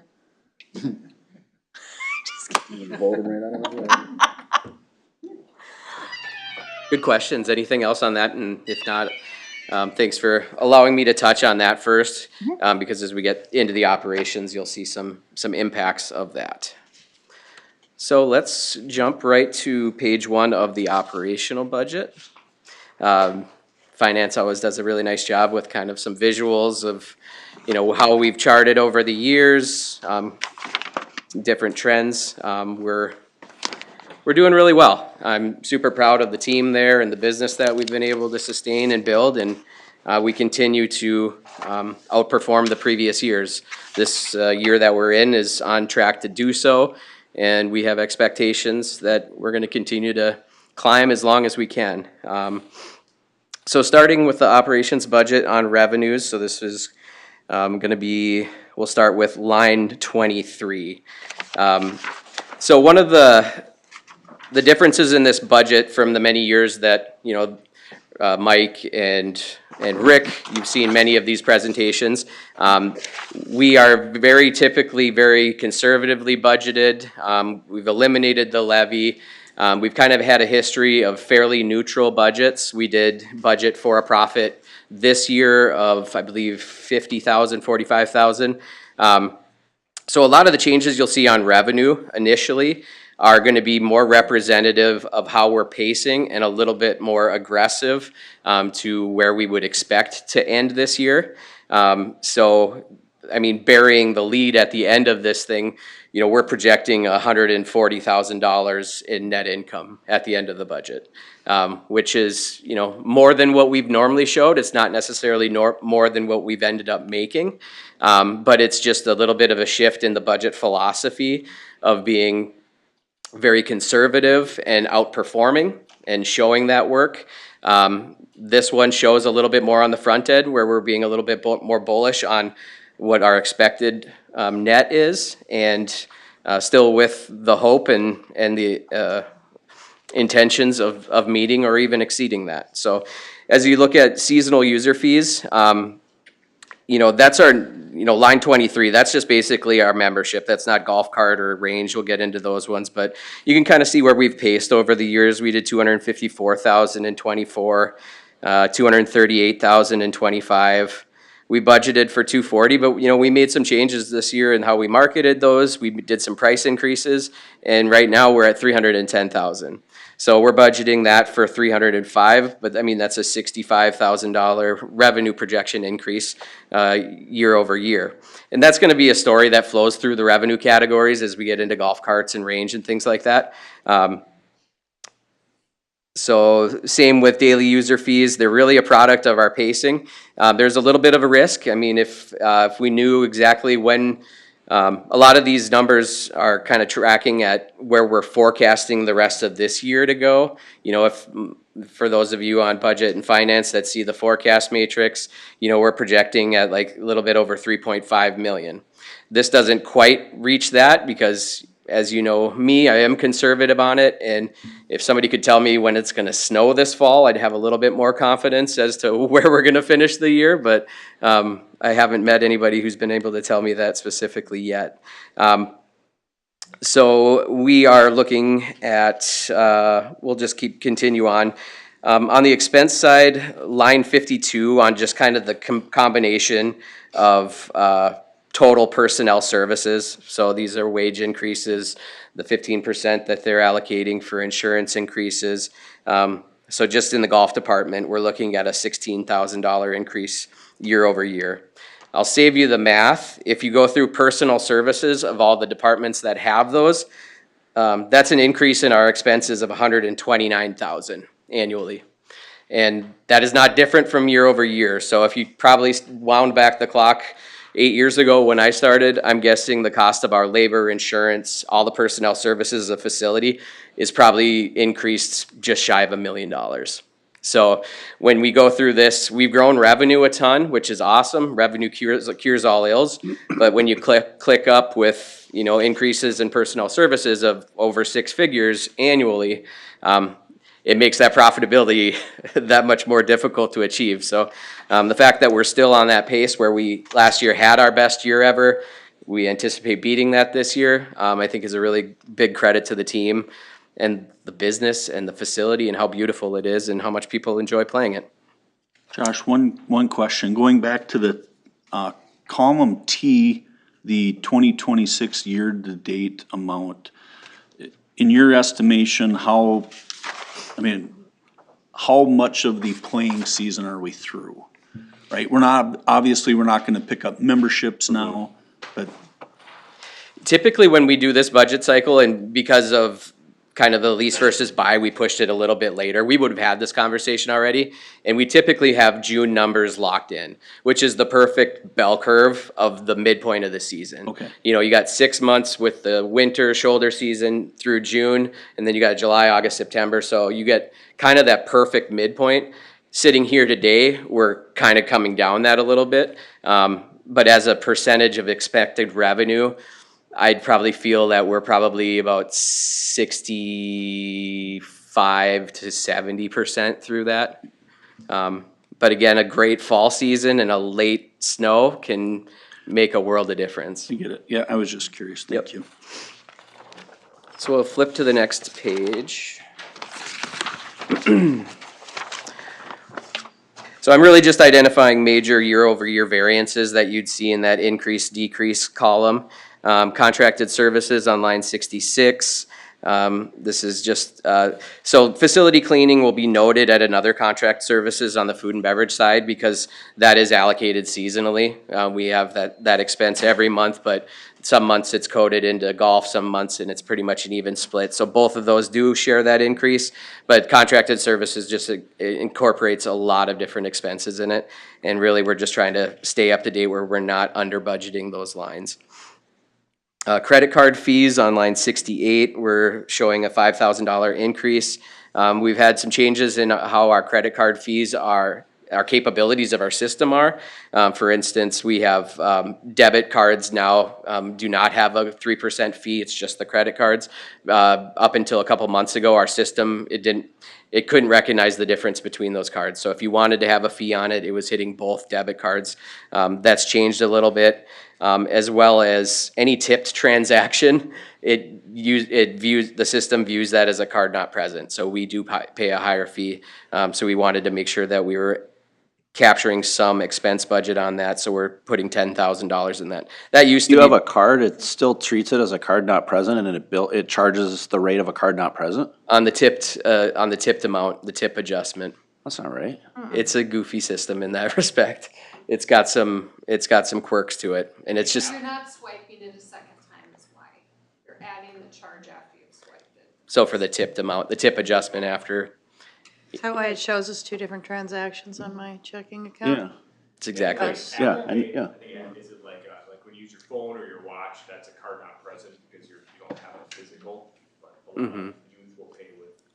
So if you use your phone, if you use a debit card on your phone, it comes through as a credit card. Is that what you're saying? It would come through whatever it was. As far as the linked to, charge goes. but to the way the credit card processor charges the fees to us, the transaction fees, it views it as a card not present, which we pay a higher rate of. Is it the payment processor that enforces that, or is it our software's inefficiency that? It's the does that? processor. Well, they're the same. I mean, Well, If four you're up. using your phone to pay, your card is not present. Uh-huh. Correct, but I'm talking about the tipping part. Yeah, if I use my card and my physical card is there and I tip $10, is it the 4UP is it the software that's sending it through as a card not present transaction, or is it the processor that's saying the card is not present and it has to be enforced that way, I guess? the main importance is it's the processor. So we changed from Stripe to 4UP payments as far as our processing. It's Odin is the financial workhorse, but it's basically in-house processing now from 4UP, but it is a an offshoot company. So they're under the same umbrella, but they're different entities. But yeah, it's an unfortunate aspect of that. So that tipped amount that's getting adjusted is viewed as a card not present. You know, before we instituted the 3% fee, our credit card processing expense was almost 90,000. We're budgeting 10,000. So, you know, that's real money that we've been able to save. And as you're all consumers elsewhere, I'm sure too, it's pretty commonplace nowadays. Number 77, utilities, line 77, we got a $6,000 increase. We are being good stewards and paying for our water. And that is just kind of keeping up with where we're pacing. That kind of takes it for page 3 as far as any big variances of note. Getting into maintenance. So personnel services and maintenance is increasing 41,000 as a total, as a group.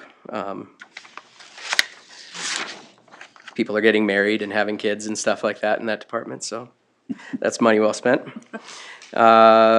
Nothing substantial in supplies. Got a few small increases on line 139, 140, and 151. As the cost of everything is just getting a little bit more expensive. We want to make sure that we're equipping that vital department with what they need. And here's the big one that I wanted to preface with the lease versus buy, line 144, lease expense. So 76,000 that had lived in our operating budget is now in the CIP. And when we get to the CIP, we'll talk about the buyout, but it's actually the next one. So with that said, we've had good conversation with finance and with Greg as to how to recognize that differently. It's certainly not a shell game. The reason why we're going from a lease to an owned. So I think this equipment generally should be capital equipment. If Public Works is coming to you for a new truck, it's capital. It's not out of there, So this is all in what I would view as capital. The change is it always lived on our operating budget. So that 76,000 expense is now going into being factored into our capital. With that said, there was talk of having a recognition of this swing. So you'll see in this budget on line 158 is a $30,000 operational transfer as a line item in our ops to fund the CIP. So in this net $140,000 profitable budget, that does incorporate 76,000 getting removed, and then 30,000 being transferred out to recognize the capital aspect of that. So without that, it's actually a $170,000 profitable budget, but that was the big impact there. Getting into golf carts on the next page. Again, you'll see kind of, you got the revenue section on line 169, daily user fees. This is just increasing revenue based on our pacing.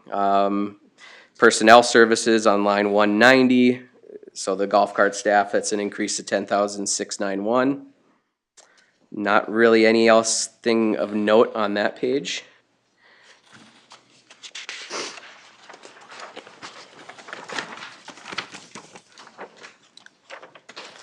Driving range, you'll see the revenues associated with the driving range on line 226, 7, and 8. Just forecasting some increased revenue there based on pacing and what we hope to achieve there. Not really anything else of note on that page as well before we get into the golf shop on the subsequent page.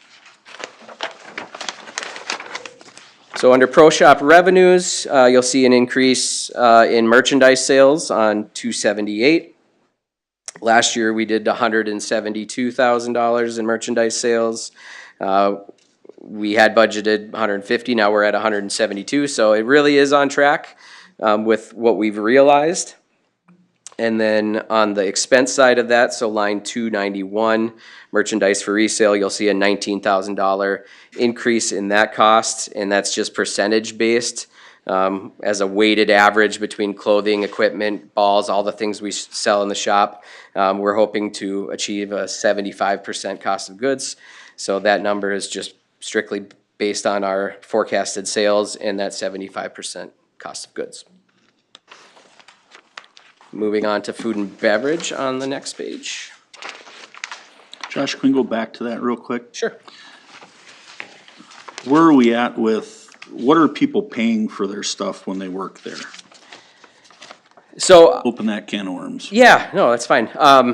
So right now, our staff gets, per our wellness policy, and we've had lots of conversation internally. The only thing we are discounting for staff would be the wellness aspect, so that's equipment. And we used to have clothing, there was conversation on that, so staff, unless there's a sale that's available to everybody, which if you go in our shop, we always have sales. Our business is turning over merchandise and making sure that we clear it out the best we can. But there isn't any current discount on clothing or apparel for staff.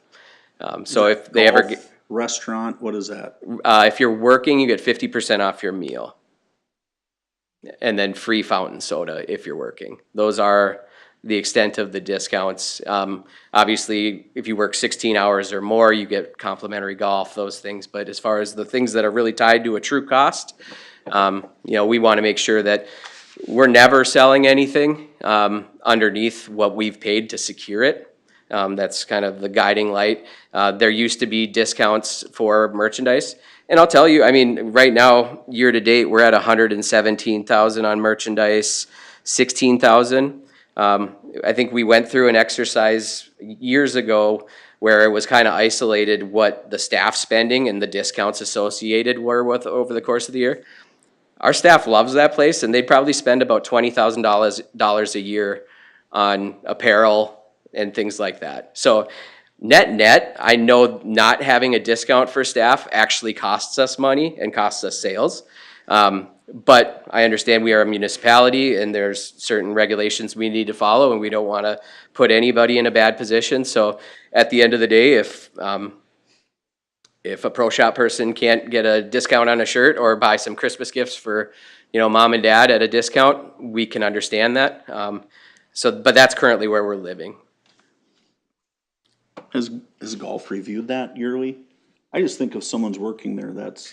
Well, the problem is it's a municipal operation, and you're dealing with technically tax dollars.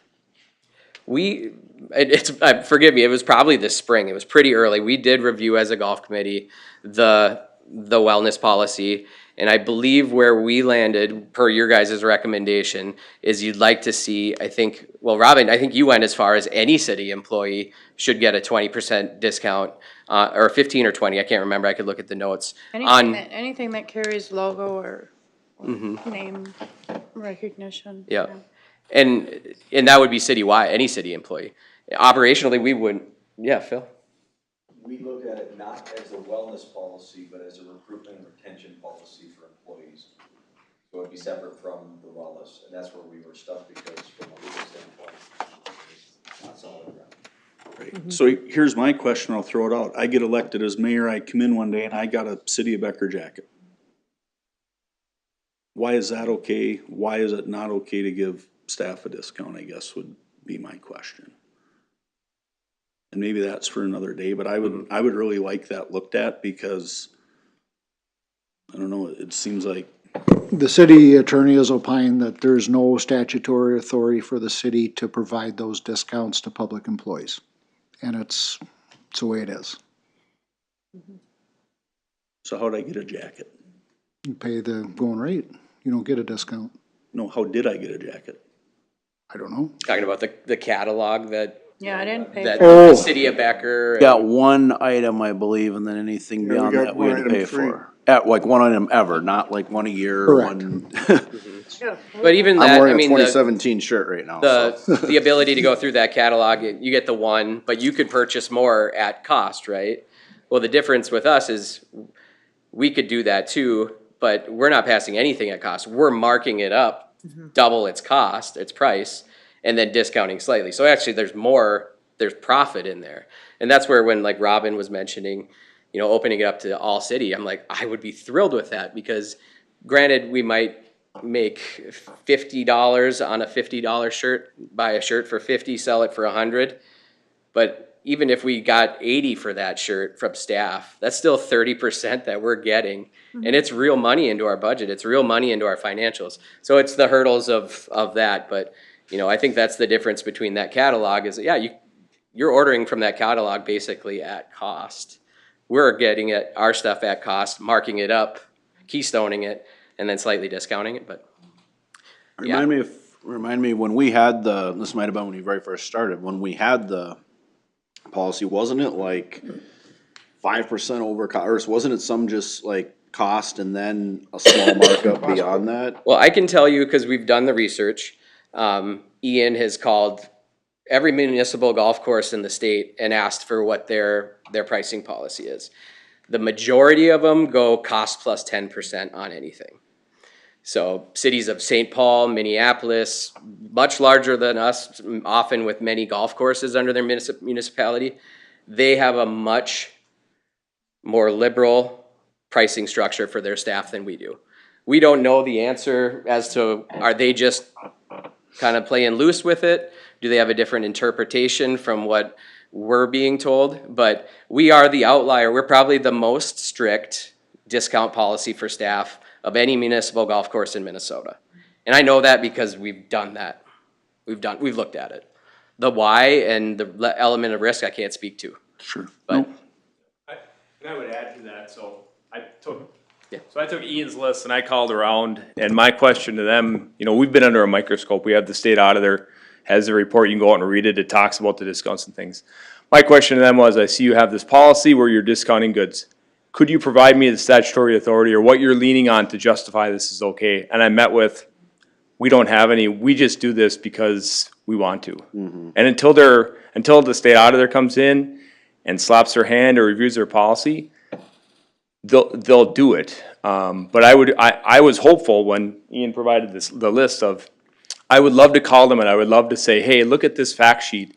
This is how we are justifying our discount on this merchandise. And I would say, awesome, let's do it. But that's where we're a little bit, we can look into it more and bring back some of the statutory authority and some of the guidance. But that's where, you know, they are much more liberal with it. But I think we're on the conservative side. But we also see the need to, you know, based on your guidance, to let's see where there's that gray area where it is up for interpretation. The guidance says X, let's live in this area where council feels comfortable, where it's within a policy that we can justify and feel comfortable moving forward. So didn't want to jump in, but that was some of the guidance from how we are different from some of the other golf courses. So our legal probably gave us the right, they gave us the right thing. They just, these other cities are just going like that. They're a little more willing to kind of to live in that gray area more. Well, I can't and believe. we can bring more of that statutory guidance to you and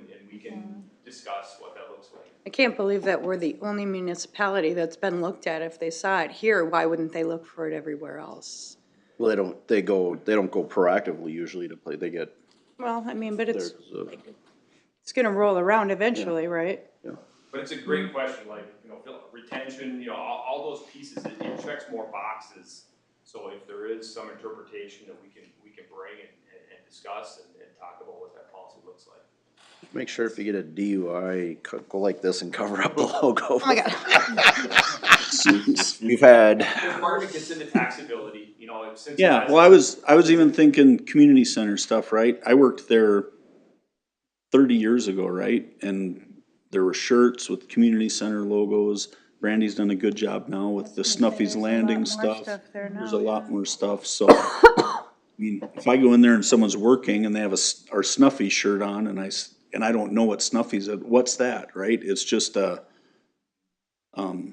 it's kind of like when you see employees eating the food at a place, you're like, that's a good sign, right? If the people that work there don't eat the food, you're If like. you see a bunch of bag lunches. Yeah. If the cook comes out and he's eating a bag lunch, you're going, right? So it's just a pride thing. So just curious if it can be looked at and if there's what we can do. Well, and your predecessor, I mean, there was a different set of rules, we'll just say. So, maybe why there was why it was such a hard-handed, revert the other way. I mean, it was, there were different rules back then. Yep. So, Yeah, I mean, even on the hard goods side of things, if somebody buys a driver at a discount, because that is under our wellness policy at a discount, as an onboarding, everybody signs the wellness policy, and on there, I think you came up with the idea to add it was, you're not allowed to sell anything you purchase under this discount for more than what you purchased it for. And I think that was addressing That a happened previous, too. previous issue, yep. Sure. So, yeah, good conversation. So let's jump to food and beverage. Let's see. Too soon. So line 322, simulator fee, as it's in the restaurant and staffed by our food and beverage staff. We're just taking that revenue down slightly. We ended up at 54,000 in 2025. I put that budgeted number at 52,000 instead of 62,000. More and more simulators are being added in garages, and it does have a little bit of a diminishing effect, but man, that's been a really good move for the facility to kind of create that revenue stream. Liquor sales, beer sales, wine sales, food sales, gambling, rent, you can kind of see all those based on pacing. Beer is, well, canned cocktails get coded into beer as a sale. So all like the neutrals and the carblesses and things that are super popular. Liquor drinkers are transitioning to those, but those fall under beer. So, we're pacing, I think as of today, I looked at it, we're up about 37,000 year over year in beer sales. So we're showing an increase there. Generally speaking, year over year, we're pacing very nicely in food and beverage. So we're kind of representing that here. Gambling rent also has been a very successful climb as we outpace each year with the addition of the pull tab booth and things like that have been really beneficial. Bingo, things like that.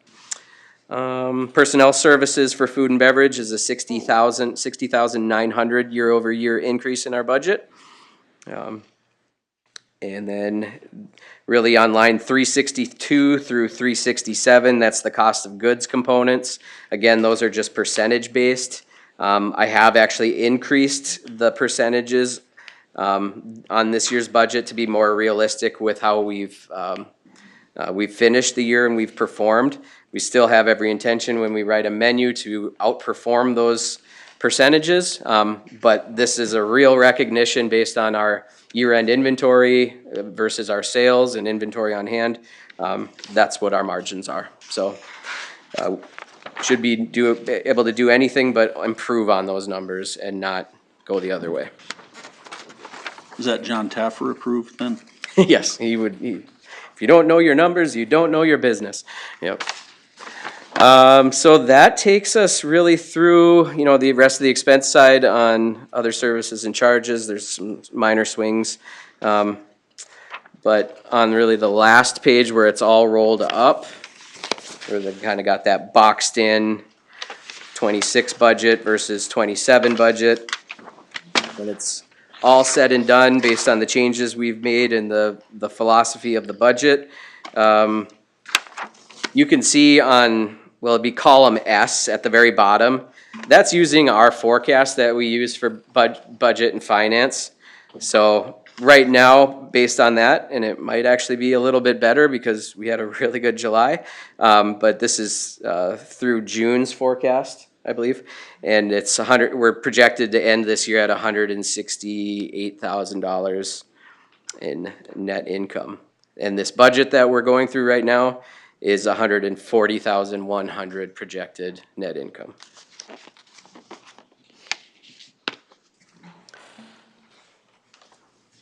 Any questions on the operating budget? I'm glad to see that we've started to move into funding the capital too. That's you wouldn't be able to do it obviously at one time, but it's nice to see us moving in that direction. So. Yeah, I mean, at the end of that budget, if you look at our projected year-end balance, I think, if we do finish 26 in the way that it's been forecasted at that 168,000 net income, I believe that puts our ending balance right around $680,000 in Pebble Creek's bank account. If next year at 140 plays out, now we're at 850,000. Before maybe the dog catches the car, we get this fund over $1 million. And, you know, as we do have more challenges because of just the rising costs of operating, it gives us a nice buffer to try to make some decisions on how we can sustain that for beyond my time, you know, so.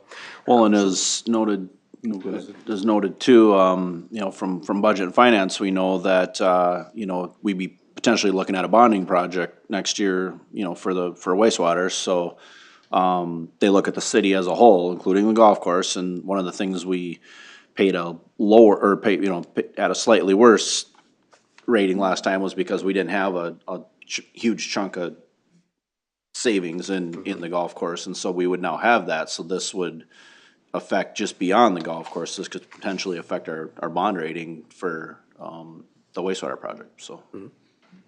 That's lovely to hear. That's what, So Josh, a question, the 30,000 that's funding capital, was that commensurate with an increase in capital, or was that, did the capital stay outside of the transfer piece, right? yeah, no, so the lease versus buy decision, we kind of retweaked to just make sure we could accommodate. Cause the first year, as we'll get into 2027 on the capital, includes buying out all of our leased equipment. We'll touch on that, but basically we're able to accomplish this buy plan in a way that doesn't change the year over year capital levy. It's not incremental. Maybe on the back end, as we get into some longer, you know, 10, 15 years, there's maybe some increases on that, you know, that annual allocation. But because of the 70,000, or actually way more, to buy this equipment out and add in, it's not actually increasing our capital levy. So in theory, our capital levy is going down because we're funding part of it with operations. So it does help keep us positive. So if you switch to the CIP form and you look at column H, if the plan as it's presented with 10,000 to irrigation, 237,000 on line 27 to do the equipment, get that ball rolling on it, and the flooring project, the 30,000 transfer actually does have the benefit of keeping us from going negative. Doing the math, we probably wouldn't have gone negative. We would have about 3,000 or 4,000 from it. But it is different. You're no problem in calling that out. This is the first time in my time that we've transferred from operations to fund capital. But it is a unique circumstance also because we are taking a $76,000 previous operating lease expense and now capitalizing it, so. Right, and maybe I'm asking my question wrong. So personally, I've always viewed the capital piece to the golf course as similar to a park, right? Because we have a huge segment of our population that uses that as a park. So is this a shift in philosophy as to what we're earmarking for capital? Like, is the expectation next year, I mean, we're never gonna fund the capital? You know, what? Respectfully, I wouldn't be able to probably articulate that appropriately. I'd welcome Greg or Mark or anybody else to maybe speak. I don't know if this would be an ongoing thing. We've had some conversation about it. I don't know that anything's been firmly landed on from my perspective, but I'd prefer somebody else maybe. Yeah, this just shows for being done in 27. There are gonna be some changes to the CIP in out years as well, so it'll be evaluated. But for now, it just shows being next year 30,000. Okay. I mean, it's. The 250, right? That's on top of the 250. We're still levying 250 a year. 250 a year, for capital Got it. in the golf course. That's what I was wondering. Yep, that doesn't change. Okay, that's what I was looking at. Okay. I mean, it's sitting here, I haven't been at this table as long as all you, but sitting here 20 years ago to talk about the fact we're turning a profit and transferring money into a CIP, good Lord. 10 years ago. I mean, it's shocking in the most awesome possible way, so. Well, thank you. No, Yeah. I know we all feel the same way. We know the journey it's been. From a $296,000 operating levy when I started to where we are now. It's a big credit to our staff. It's a big credit to our market and all of you guys that have allowed us to invest in the facility and pull the right levers to do that. So, I mean, it's a holistic from finance to leadership and everything that has allowed us to do that, so. No, and I'm just saying that because I've always been able to very easily justify that levy that we've done for that piece, because there's things in the city, if that golf course isn't there, we don't have the houses we have that are paying the taxes. And it's, you know, it's taken so much bad press in the past and Right. people wanna knock it so bad. Well, I'll take it back to when Sherco was built, or in a NSP at the time. Population of Becker did not grow. And they were here for 20 years and the population went up maybe 50 people. We built the golf course and the population exploded overnight. Well, and it's caring for an amenity. I mean, That's the point I'm trying to get at. So that was the reason for the question. I'm not saying it was right or wrong, I was just Yeah. curious what it. To that point, my view of it is, sure, we are a golf course, but the city owns a golf course, and that is a very expensive capital-heavy cost of doing business to own and operate a golf course. So when I look at this capital levy, I think it's completely right to fund it in the same way that you would fund any other department of necessity within the city, because that's where we are, you know? Right. It does drive a lot of benefit to lots of areas of our community, fundraising and such, but. I think when we, years ago, when we looked at the different options for the golf course, I mean, the numbers we got from the county were, the houses along the course were 25 to 40% higher value because of their placement on a golf course. You take them off a golf course, their value goes down roughly that amount. And we said, well, what if you flip it to a park? They go down the same amount. So it's specifically that it's on a golf course that they go up to 25 to 40%. And what does that mean to us? It means more property tax. Right. Well, that'd be a big ass park to take care of. Oh, yeah, 240 acres on one side. No loss, we don't. We need more autonomous mowers. Yeah, 300 acres of park. Well, and it was and it could only be used as a park too, because, for the most part, because there's a lot of infrastructure that runs. Yeah, We never built it to think, you know, if you're gonna tear it up, you'd put all your infrastructure on the outside. Isn't there a storm sewer going through the local line? Yeah, there was ones running right up the gut. I mean, it was, Yeah. you'd have easements all over the place if you were to divide that up. I mean, it was. Yeah, let's not. No. No, thanks for the comments and the insights. I think we can make fairly quick work of this. So in 2027, you'll see just on line 16, irrigation system upgrades. That used to be at a little bit higher, more sporadic funding. But really what we look is we've got an aging irrigation system. The pallet to do a wholesale replacement is not something I would come up in front of you and ask for. It'd be a really big conversation around, $3 million.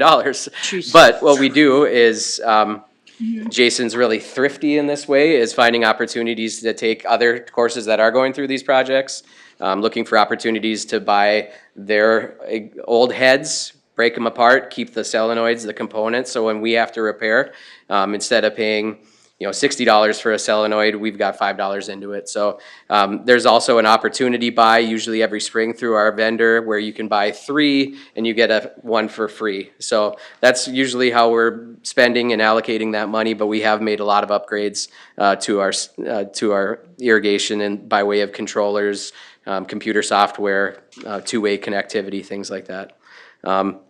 The big one is the equipment replacement plan. And the narrative you've got, it's that Word document. That'll take you year by year of that plan. And it's a play-by-play analysis of what that equipment is, what's being added. But the major portion of 2027 is we're buying out every piece of our existing leased equipment for about $110,000, $112,000. Jason's done a great job. There was a transition in the ownership of that lease over the last years, and he's held them to account where they're executing in the way that we expect them to. So actually, the equipment that we're buying and the cost of that 112, that equipment is more valuable to us than that. We could sell some of that equipment, trade some of that equipment, actually at a profit at that. So, and then obviously we'll utilize a lot of that equipment. We do have in the plan on here to purchase 2 new triplex mowers. Those are the heart of our golf course. And then obviously the incorporation.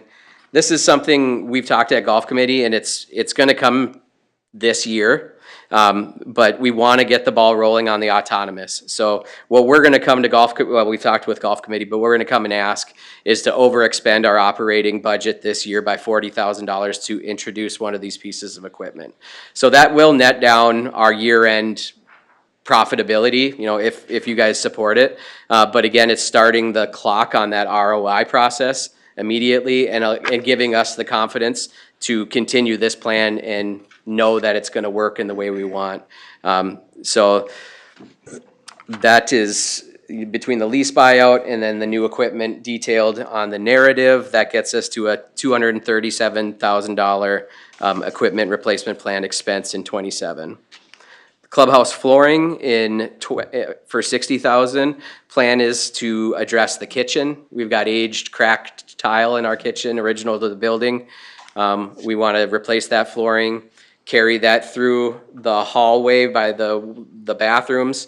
All of our food gets ran from a kitchen a long distance, and there's no carpet in the world that is going to be able to keep from getting gummed up just from the nature of that activity. So we're going to tile that, put some sort of flooring, and then just based on rugs that we can turn out with Cintas to keep that. So we're gonna just take those funds as far as we can this year, but the kitchen really needs to be addressed. It'll be a monster, it'll be a closure. You can imagine moving all the equipment to achieve that, but if you've been in the community center's kitchen with the nice epoxy with grit, single pour, that is the way a lot of kitchens are going. It's a really nice surfacing. So we're gonna start that exploration process, but that's something that gets called out on health with cracked tiles and things like that, so. It's very sticky at the top of the steps. Yes, that's the trap. Very sticky. So all that we will have tiled or It does. impervious flooring. Yeah. That's the plan, cause there's no winning against that. Nobody's slipping at least. No, you might lose a shoe. We've tried to bust that up with our floor, know. floor scrubbers Nope. and clean, Oh, there's it's just, there's no sticky. defeating it.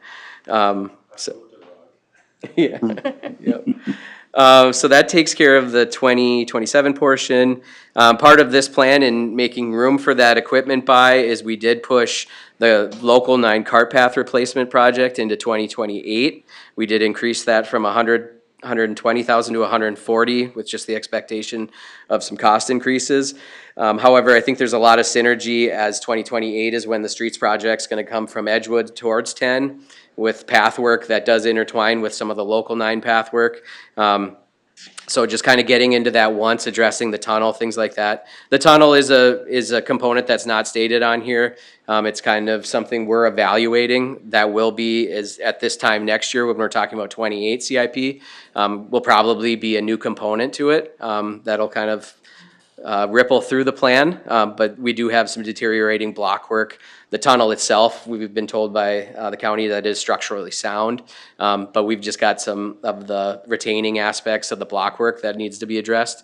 We don't know exactly the right way to approach that. That's why there isn't really a dollar amount at this juncture. Well, that'd be the time to do it when they're tearing up the road. That's- Yes, so that's when we will look to have a good revised plan, how much can be done in-house, what's the true cost of that this time next year when we're talking about 28. So yeah, continued irrigation system at the 10,000, a lighter year with the equipment replacement of 58. Again, if you want to read about the nuts and bolts of it, that'll give you that information. And then in 29, continued irrigation at 10,000, 126 for the equipment replacement.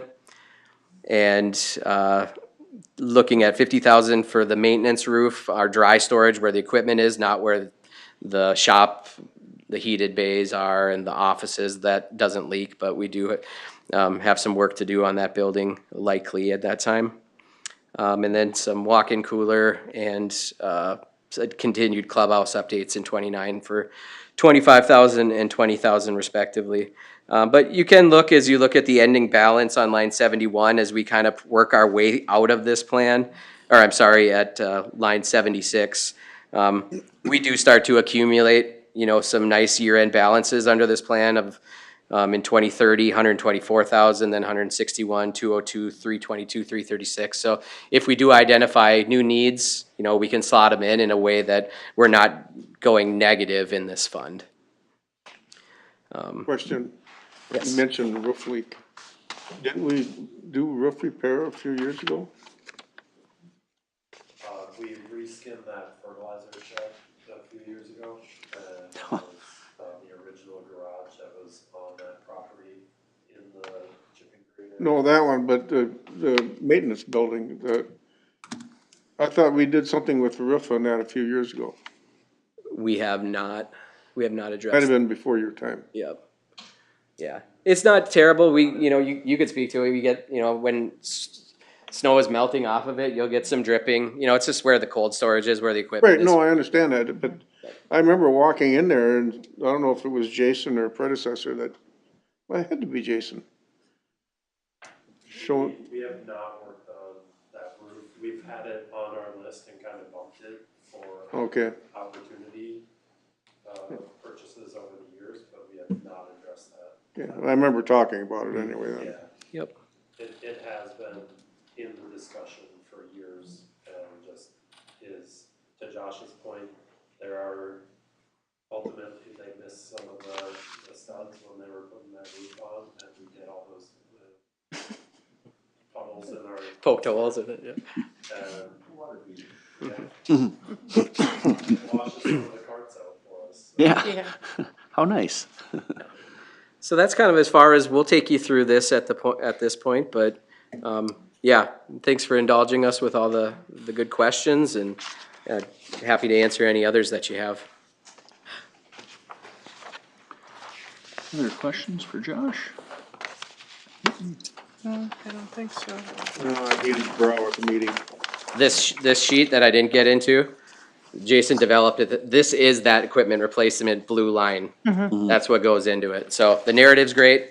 This is great too, because it tells you what's gonna happen with that equipment as it ages, where it gets moved and utilized. And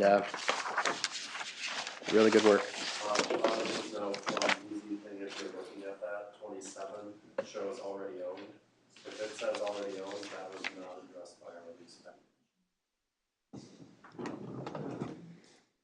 So I'd imagine probably in a year, right now it's one item or one line on the CIP. I would imagine everything, once we do own it, we've actually done that, we would fatten up that CIP then, and those will go into individual items. It might always live with this secondary sheet. The Pebble Creek CIP might have this equipment, the greenish spreadsheet. I mean, I think that's gonna be just an addendum to our CIP, because that really gets into the age of each piece of equipment, its replacement date, as opposed to just trying to expand, you know, the main sheet to incorporate all the assets. Having the secondary sheet that Jason did that has every piece of equipment. Does that make sense? Yes, it does. I could envision this living a lot like our IT summary, so our IT summary is way long. What we could do is, instead of one line item in the capital, instead of just equipment replacement, we could include like the main categories. So we could include, you know, greens maintenance, fairway maintenance. We could break it out a little bit, but it's nice to have kind of less detail on the main one with a supplemental that has literally it's every single line item with a lot more detail than maybe is necessary for just the plan. So what's the difference between a mower that we bought previously? We bought a mower 2 years ago, let's just say, and it's on here on line 127 or whatever, and then now we have a new mower that we're gonna take off a lease. We removed all the mower. I would say we would remove them off the main page and they would all live on the green. Yeah. All the mowers that would fall under that equipment replacement would all move and live. We removed a lot of them. If some of them are carryover, there might be only like 2 or 3 pieces of equipment, and sorry, not to speak. Nope, for you, Josh, you're but spot on. Yep. There's a few of them on there that could also live over any other. We may just have not made final adjustments, but all the equipment would live on that supplemental page. Okay. On our master CIP before this year, there was tractors on there, where there were grinders, there were maintenance equipments that were specifically called out on the CIP, aside from the leased items. But we've just removed those and condensed them into that one line, and then have them live on that secondary sheet. I like the secondary sheet. You can get more detailed. I mean, without taking a lot of space on that. And of course, any of this CIP stuff that's included in that line is gonna come before council for approval like any other capital purchase would be. To Mark's point, that everything was removed. Yeah. I don't see any mowers on here, right? Just the equipment. And I know we have broken them apart separately before when we made different lists, like kitchen I know kitchen was kind of listed separate, so we have, It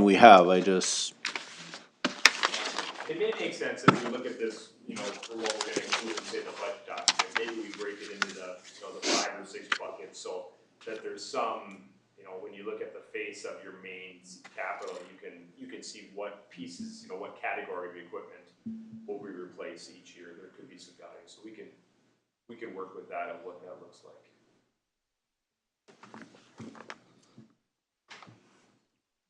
All right. Any other questions for Josh? Anything to add? That was a lot. I didn't mean that you needed to. Yeah. No, thank you for your time. I appreciate it. Thanks, Josh. All right, so I'll just wrap it up. We would open it up for any, I guess, questions for any of our presenters or just the budget in general. I appreciate, Brandy, Phil, Josh, Jason, I mean, just all the thoughtful, strategic efforts put into there. Thank Lori for all her efforts in preparing a lot of the information, all the detailed information, all the good analytics and questions. Next steps, we do have September 1st available. We won't bring prelim, we won't have market value information yet. We are still waiting on some of the healthcare pieces as well. Hopefully we're getting some healthcare information later in August here. Market value, I think is slated, NSP has to finalize by September 5th. We would expect that sooner. I think last year it was kind of the last week of August, but kind of a quick turnaround for that September 1st. But if there was anything that council looked at it tonight and said, we really want to touch on something on the 1st, otherwise we wouldn't bring back any budget information on the 1st, and we would bring back preliminary levy adoption for the 15th would be the strategy. If NSP comes back at a big, if it's a big downturn, we might need to. I mean, if they come, if it comes back and we're thinking it's going to be 1 or 2% to the good and it's 12% down or something. I mean, yep. Then we have. So currently 15. I hate to even throw the number out there. So SMMP they didn't file an appeal. I guess if you look at it, you got NSP with units 1 and 2 make up about 2/3, give or take. A little bit less now that unit 2 decommissioned, but about 2/3. And then the other third, around 200 million, is SMMP. SMMP went down about 3%. They did not appeal, they're finalized. If we looked at all the utilities together, we put them in the bucket and the information from the virtual room, that went up 12 or 13%. So even with SMMP going down 3, the total went up around 15. So that means currently the NSP bucket went up about 16. So I'm not projecting, not throwing it out there. What we've seen is decreases anywhere from 6 to 12%. So depending on how that's negotiated, we should still see an increase in utilities, but as soon as we know, that would be the big liar, outlier. If all of a sudden somehow it went down and we had a decrease, we would have to. What did we use did we have a projection that we've used at all for a placeholder? Not necessarily. We're willing to discuss. Oh, yeah. Yeah, there's so many variables within that, you know, we were projecting some of the new values coming on with some of the apartments, and there's like 3 or 4 baked-in assumptions that, I sent an email to Bonnie and Christie from the county, I think yesterday, asking like, what do you have for preliminary numbers? Cause they should be able to send me something for our other residential commercial. And then I could back into it with taking some of the new virtual room, but then would also have to bake in an assumption of where we thought NSP was going to land. But I guess in the end, it's a good sign. It's So if they have a initial. 16% increase, does that mean that some of the solar infrastructure that is actually in this, where it's actually going across city property and is tying in, just the tie-in pieces, that's actually increasing the value? Or why would you increase the value 16% of Sherco when one of the units retires? They have quite a big number for their ads, this year, so for added value, like new construction, new equipment, there's quite a big number, and some of them are related to that infrastructure, that new, and tying into the transmission. Mm-hmm. Substations. And then part of it is this, part of it is a calculation that they call it the apportioned market value. That percentage changes, so based on the negotiations and this formula that they use, that percentage changes. So last year, I think some of the percentages were at like 46, 47%, so they take market value times the percentage gets to your taxable value. This year, some of those came out at like 52 to 55%, so they're saying more of the value is taxable. How they get to that apportioned market value is within that black box that we are a little bit unsure of. So that's where a lot of times we see the negotiations, that apportioned percentage that's taxable changes. That's how they get to that negotiated value.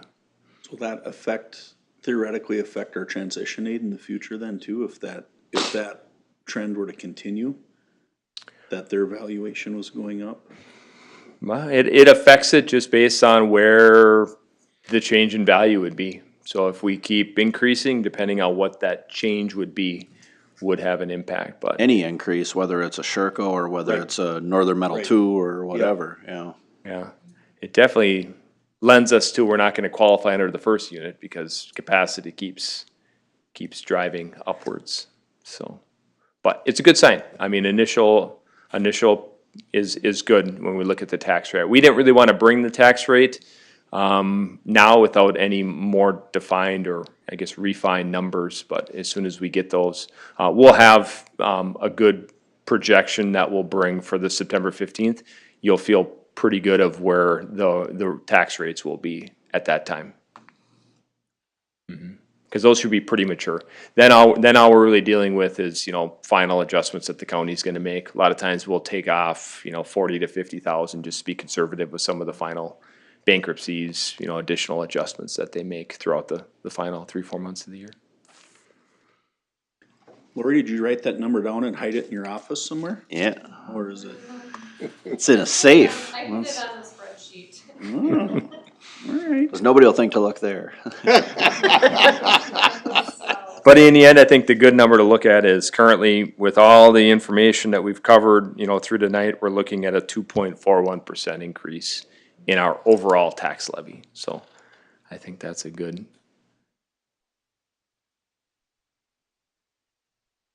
As long as it doesn't start with 9 or something, then we will need more chairs here like they need down at the county right now.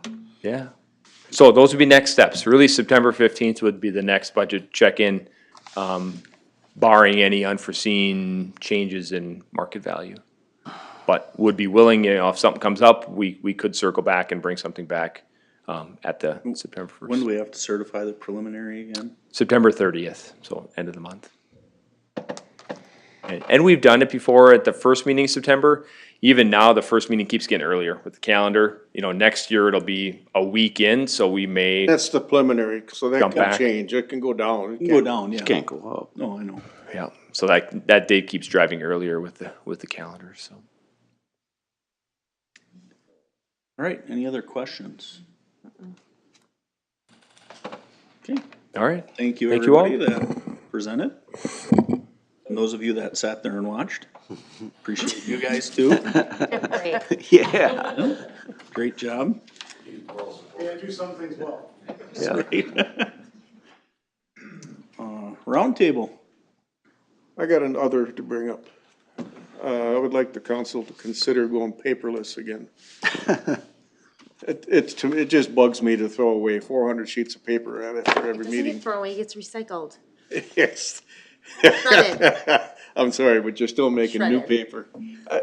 It's so simple when it's online. It's just, I don't understand why people don't wanna do it. I would ask that the council defer that decision until January Thanks, 2nd. Rick.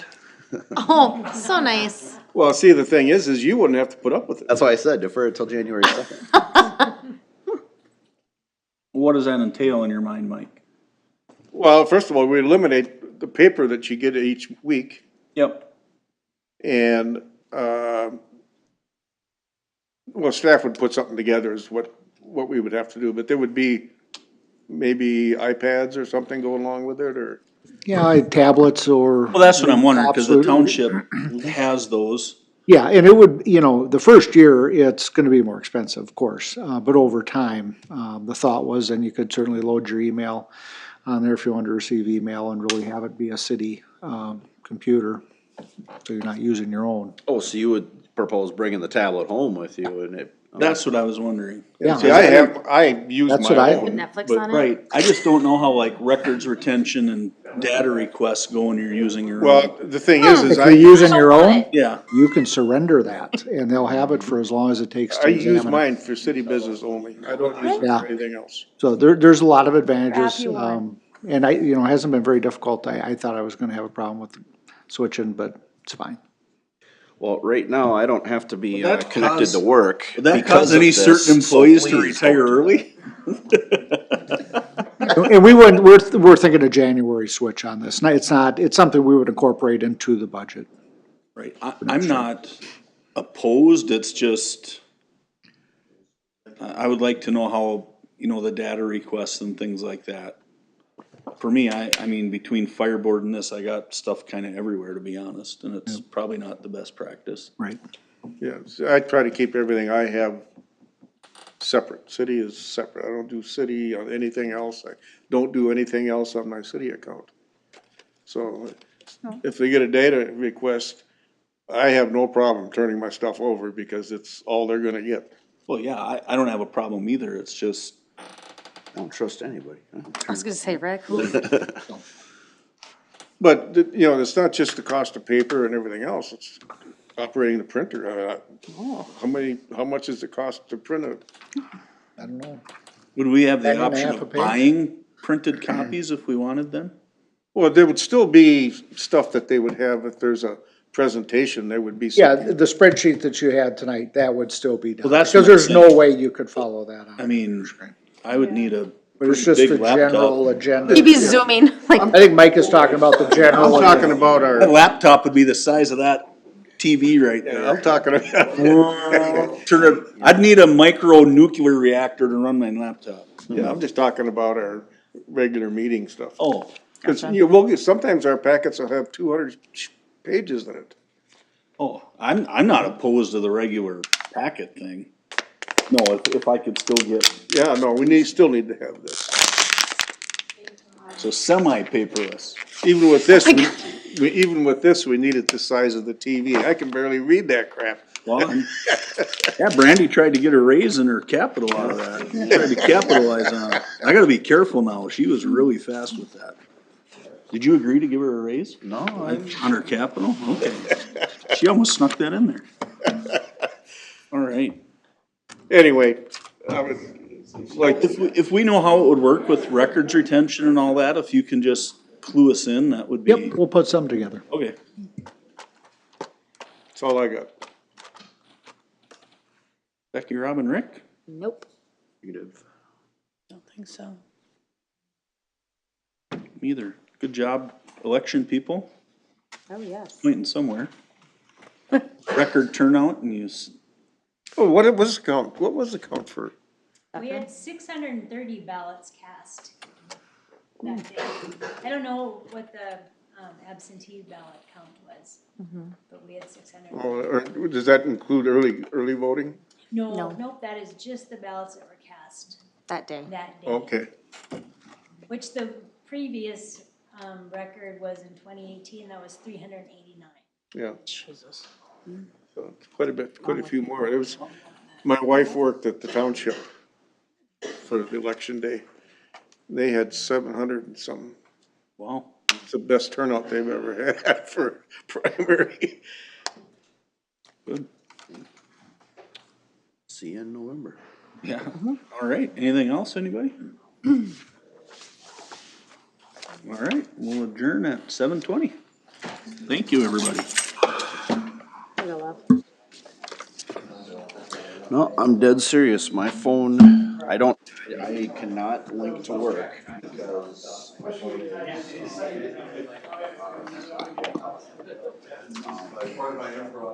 can be, seated. So because of that, I cannot have any connection to work. And I'm perfectly okay with it, because that means I can't get called, I can't get messages, I can't get nothing. I don't think I'm supposed to have my state email on my phone, but I do. So that's my question. So, is that a work policy?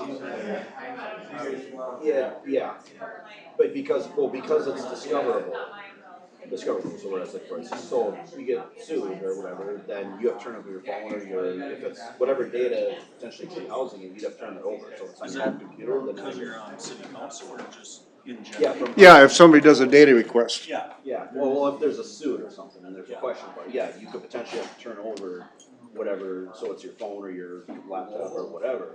So, See. now with our email, which I'm,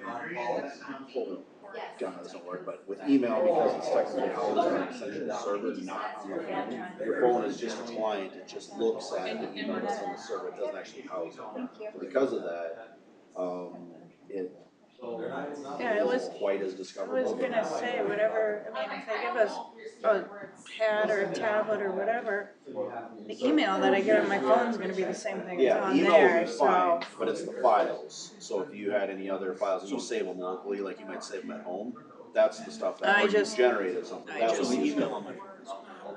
The email should, for Outlook, the way we have it set up, because it's housed on a central server, you're not housing it here, you're just peeking at it here. So, That's my only concern, Mike, because of, like, Yeah. I'm in school constantly getting, and I've asked the school, I'm like, do you have any issue with me using this, because I'm on there, right, and it's dinging, and it's Craig, or it's whatever. But I agree, like, the regular packets, I could do. Yeah, but that's why I do use this only for city. It's all I use it for. Well, then the police will never come visit me, whatever. But we would either buy tablets or, That was my question. yeah, that goes to that first year. well, I'm gonna have two, or I would sign it. Yeah, no, I'm totally milking it for work, because otherwise I'd have to have TV and other stuff like here, so